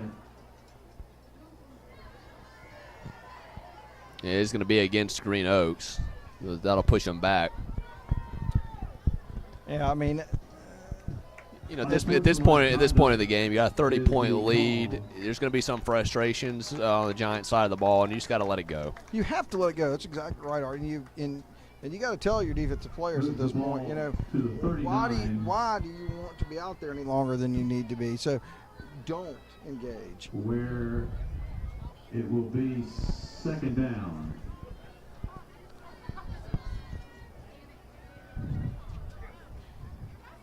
Mike Green still do Flyer reminders? That's a good question. We got a huddle. What's going on? We got a timeout here? Looks like a timeout.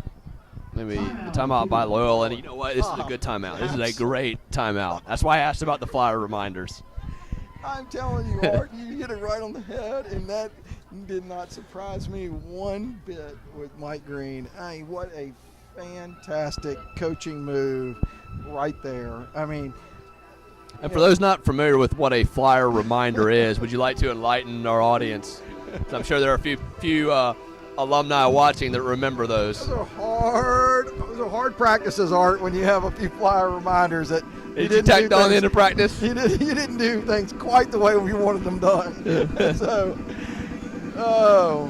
And the threat of a Flyer reminder is that's all you need. Is enough. That's all you need. But I tell you what, I mean, some coaches might not have done what Mike Green just did right there, and that was, as you said, a quality timeout.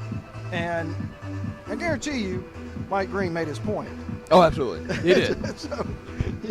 He absolutely did. Trust me. I've been called up for the minors to do the play-by-play tonight, but I've spent a lot of games down doing the sideline reporting, and I've seen Mike Green in action, and it's a sight to behold. I'll tell you that, and I look forward to it every week because you're going to get a few of them. Oh yeah, which is probably why he doesn't do the headset. You don't get the headset throw anymore.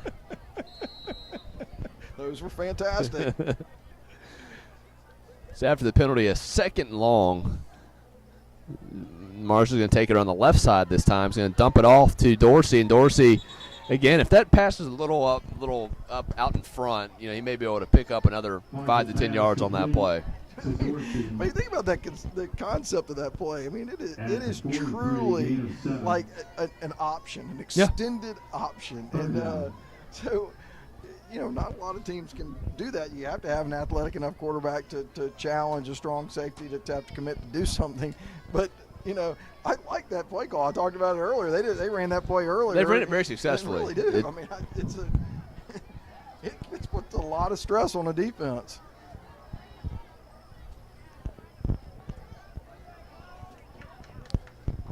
So 3rd and 17.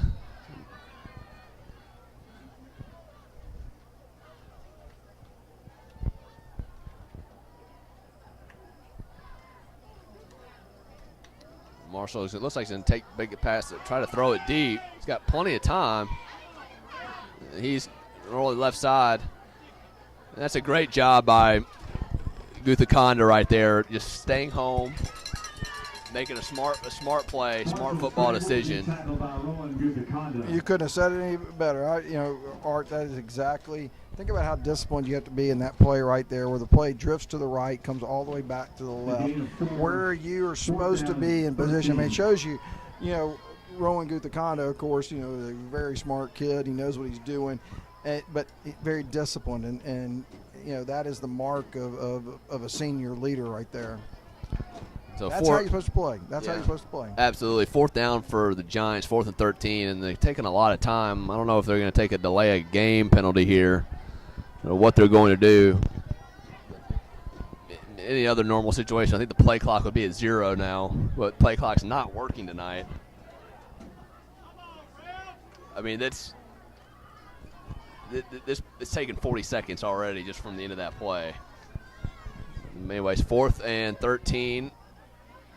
Harris rolling to his right, and he's got nowhere to go. Just going to dump it off to Brisker, and he, depending on the spot, they're going to mark him short. No, he's definitely short. He's about a half yard short. That one's pretty easy. So the Flyer offense will take over with 7:35 to go here in the 4th quarter. I'll give you a quick update on some scores from around the area.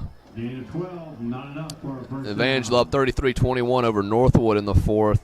Byrd up 3, 31-28 over Houghton in the 4th. Benton up on Natchitoches Central 42-35 in the 4th.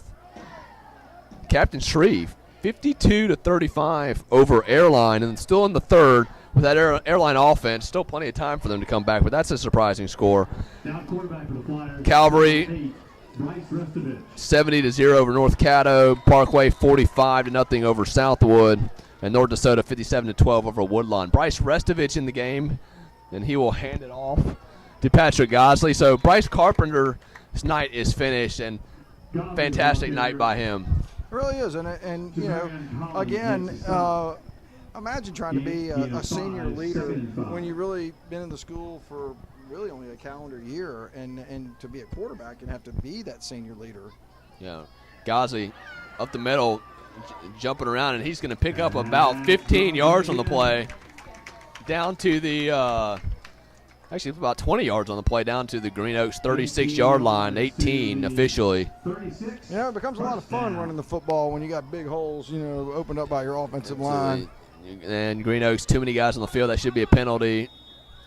As he throws it to Colby Hamilton.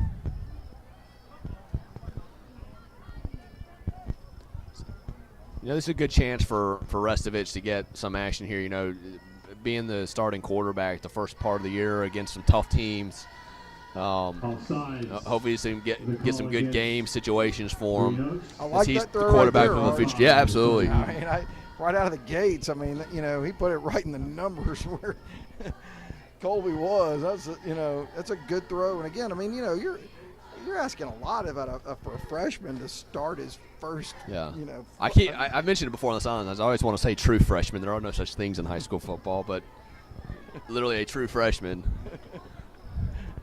I don't know. You could make a case that there are a few kids at different schools that might not qualify. Well, you count the redshirt year a few years prior. We got a team on the schedule later on that's known for that. So after the penalty, 1st and 5, Then on the same play to Hamilton, good throw and catch, and that should be right at the sticks. About 2 yards short. But again, just like you said, great throw and catch. I really do. Like I said, I mean, it was thrown when you needed to throw it. Colby, right there. And again, we talk about different receivers. Colby is an interesting, situation because he can be your one you want to throw the ball up to. The rest of it's going to keep it, and he'll get pushed out of bounds. This will be a little short of the first down. Bring up a 3rd and short. Think about that right there, Art. Freshman quarterback, not trying to do too much. He read it. It all broke down. Yeah, there was nobody open. Good defense by Green Oaks. And so what does he do? He tries to get the yardage that he needs. Really nice play. 3rd and goal. Ghazi to the left. He will pick up the first down, but good hard run. As we are under 6 minutes to go here in the 4th quarter. Maybe Patrick's getting a well-deserved rest. He's had a great night running the ball. I mean, he has to be well over 100 yards at this point, and he's run with a lot of power. Yeah, Mason Drake with the carry, tries to get through the hole. I'll tell you one thing right there. I like the way Mason Drake tried to hit that hole. There wasn't a lot there, but he didn't slow up. He didn't try to change the gap or anything else. He ran where he was supposed to run.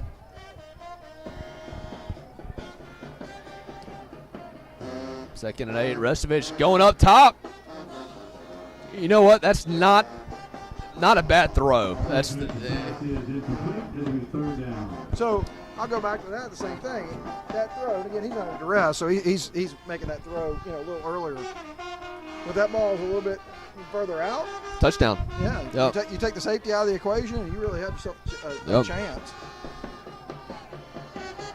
3rd and 8. The 21-yard line.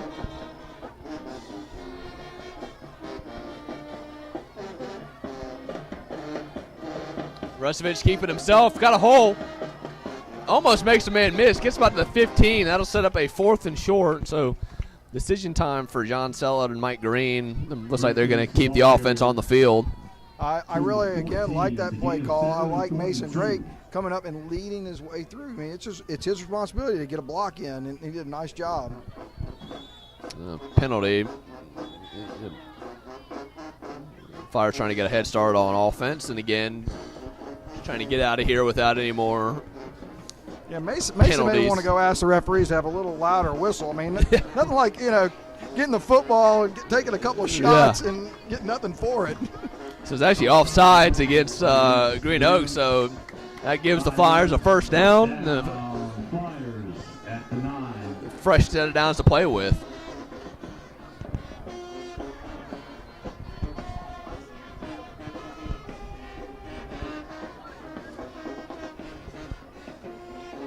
Another offsides penalty, and it looks like they're going to let Green Oaks go back onside.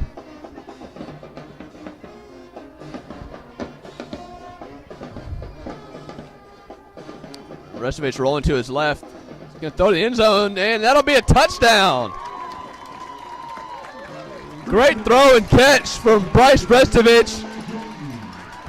All right, I'm gonna make a couple of things right here. By the way, Jude Gayton on the reception. So beautiful throw by Bryce Restovich, releasing that ball when he needed to, and that ball is up high for Jude to go get it. Okay. And number 2, the athleticism of Jude to catch that ball when that ball is up high. I mean, really a beautiful throw, beautiful catch. And for Jude Gayton, I mean, it's 2 touchdowns today. I love seeing him have this kind of game.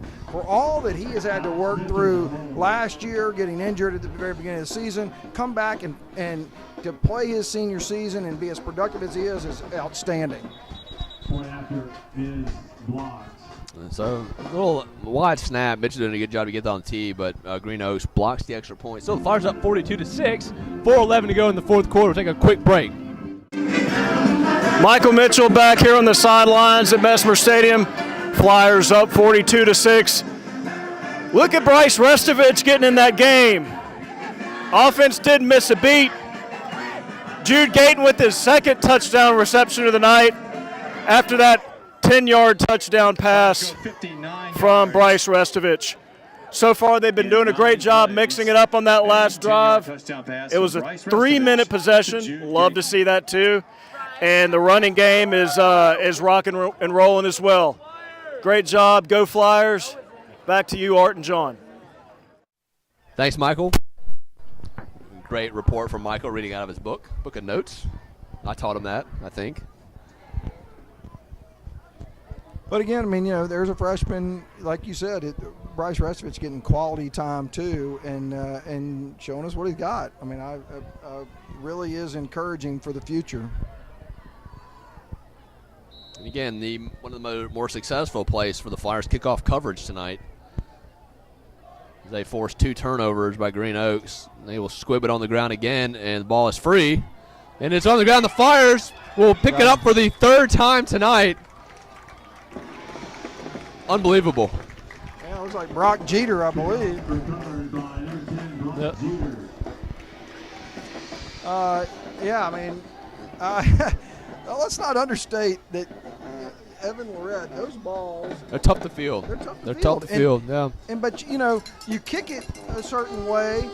You know, there is a technique to yes, it. I mean, absolutely, well. absolutely, yeah. And so try to get the high bounce, try to make it hard for them to catch. And again, that's the 3rd time that's bounced off a Green Oaks player and coming right back to the Flyers that are chasing after it and recovering it. I mean, I've seen a lot from Evan Lorette tonight that I really like, and you know, that's going to be something that people are going to have to look at film and figure out what they want to do with it. You know. Absolutely. So probably 4-minute offense here for the Flyers offense. They're going to hand it off to Mason Drake. Mason Drake up the middle. He will pick up a 1st down about the 30-yard line. You know, and if I'm the Flyers, I just maybe not snap the ball and force the officials to call a delay a game and see how much time you can burn off the clock. Well, you know, but I'll give Mason is another one. I mean, as a sophomore, he got some quality time as a freshman. As a sophomore, you know, you've got to take the next step forward and to watch there he goes. How hard he's running. Another 1st down to the 15-yard line. This is what you. I mean, you could call it mop-up time, but for as young as this team is. Oh, these are great reps. Absolutely great reps. Restovich to Drake again. Tries to take it outside. He'll be brought down for a loss. Maybe back to the original line of scrimmage. As we'll go under 3 minutes here in the 4th quarter. Again, Mason didn't do anything wrong, but you could see what the success he has going north and south off of his blocking. And Restovich keep this one. Good cut to the outside. He's brought down. Gain of about 4 on the play. He gets 3, 3rd and 7.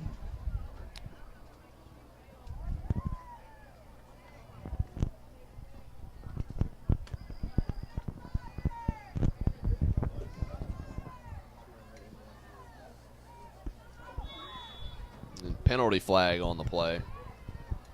It's like probably either a substitution call or no, they're going to call a false start on the Flyers. Not quite sure where that came from. That'll back it up, make it a little bit tougher. High-ground penalty will make it 3rd and 12 from the 16. The clock will continue to run as we get ready to put the finishing touches to a very nice Flyer victory. Restovich back to throw, going up top to Hamilton. Good defensive breakup by Dorsey, number 3. Hamilton, 4th and 12. Again, a pretty safe pass right there. Yeah. There's nothing wrong with that pass right there. I would try to give Colby more of a jump ball situation than just kind of leading out. He really did a nice job. Colby made a nice effort on that ball, even though the corner had the inside track on the ball. So 4th and 12, Flyers can still get a 1st down inside the 5-yard line. Restovich, pass intended for number 10, Brock Jeter. He can't haul it in, and that'll be a turnover on downs. Again, nice throw. Yeah. Throw all that, you know. No, I liked what I've seen with from Restovich here in the kind of the mop-up time. Absolutely. And Brock, don't you worry about it, buddy. You get plenty more opportunities as you go along. Absolutely.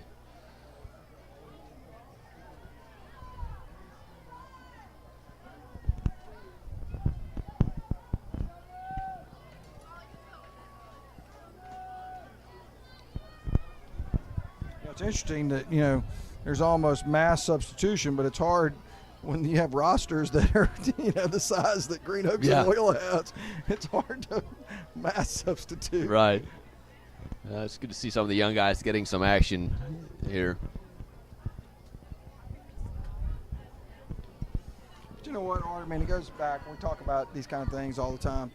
Getting experience, even though your body's not, you know, your full adult size, is invaluable for when your body does get to be full adult size. And so, you know, taking those little hits as a freshman and a sophomore are going to mean a lot when you're a junior and a senior. So under 2 minutes. I'll hand it off to, looks like number 26 for Green Oaks. He's getting his first action in the backfield to Travian Johnson. And that should run out the clock. Johnson carries. Huckabee. Following the broadcast on LCP TV, your late local news, followed by Dr. Quinn, Medicine Woman, and then Nash Bridges, except on the West Coast. 2nd and 5. Brisker will pick up the first down. Brisker carries. Drake makes the stop. But you know, these last couple plays are, you know, again, all these kids who are freshmen and sophomores, you don't think this matters? If you think you want to play 2, 3, 4 weeks down the line, your coaches want to see what you do with the time that you get, you know? 100%. Don't think that this film won't be looked over by coaches. Yeah. So under a minute here at Mesmer Stadium, the Flyers put in finishing touches on a 42-6 victory. Actually, Dorsey is wide open. I spoke too soon, as he is going to take it up, looks like into the end zone. Based on the call, they're going to call it a touchback. What a hustle play by the Flyers defense. Is they're going to say that ball came out before he crossed the goal line, and the Flyers will take the ball back over at their own 20. I think that was pretty generous. We might have been in before you got rid of that ball, but, you know. We have a cart on the field. Either way, that, as you said, a tremendous effort. Now, one great defense leaving, you know, 40 yards open, but, you know. And hard to see who that was on defense that made the play. It didn't give up on it. Went down and made the play, but they're going to get a lot of credit on film. Absolutely. This weekend. I know that Mason Drake was down there. I don't know if Mason was the first or the second one, but there were 2 Flyers that gave, you know, tremendous effort trying to track him down. So the Flyers will get ready to kneel this one, and again, I spoke to you soon, but they should put the finishing touches on the 42-6 victory over the Green Oaks Giants. Special thanks to the Goodyear Blimp providing the aerial shots of Mesmer Stadium and the beautiful Red River, but more importantly, thanks to Camera 1, Bella Cascio, Camera 2, Savannah Smith, and our producer, Collier White, who does a great job up here telling us what to do every week on LCP TV.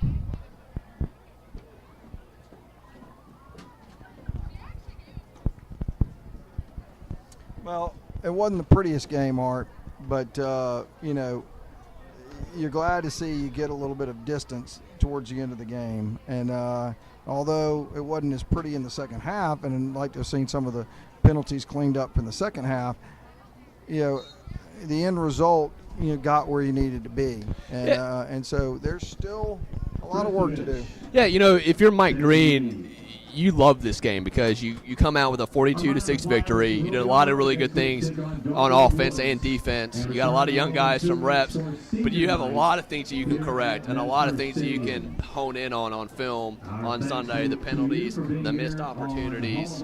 And the defensive breakdowns that were there that Green Oaks didn't capitalize on. So if I'm Mike Green, this is a great night. You get inducted in the Hall of Honor, you get a victory, and you get a great film session to look over the weekend. Yeah, I mean, and it's always a little bit easier if you're a player to go through the errors of a game film when you've actually won the game. You know, I mean, it's a little more brutal. Feels a little better. Yeah, so, that does feel a little better. You know, like you said, there are going to be a lot of stuff to clean up, and this is important because this is district, and you know now you got to go through your district grind, and you know Calvary's sitting at the end of your district schedule, but then you're also every one of these games can become important about your power seating. We didn't really talk during the telecast about the recent LHSAA meeting that is going to keep the playoffs the way that they have been, where they were changed last year, and which again is more equitable for a school Loyola size. And so where you end up in your seeding becomes exceedingly important as you get to the playoffs. So all these games become important. Well, again, thanks for tuning in to Flyer Football on LCP TV. Thanks to David Winkler for allowing me to fill in for him tonight. I'm Art Carmody, joined by John Barry. Join us in 2 weeks as the Flyers will be back home as they face Lakeside here at Mesmer Stadium. They go on the road next week to Farmerville to take on D'Arbonne Woods. But all in all, good night for the Flyers. 42-6 over the Green Oaks Giants. For John Barry, I'm Art Carmody. Good night.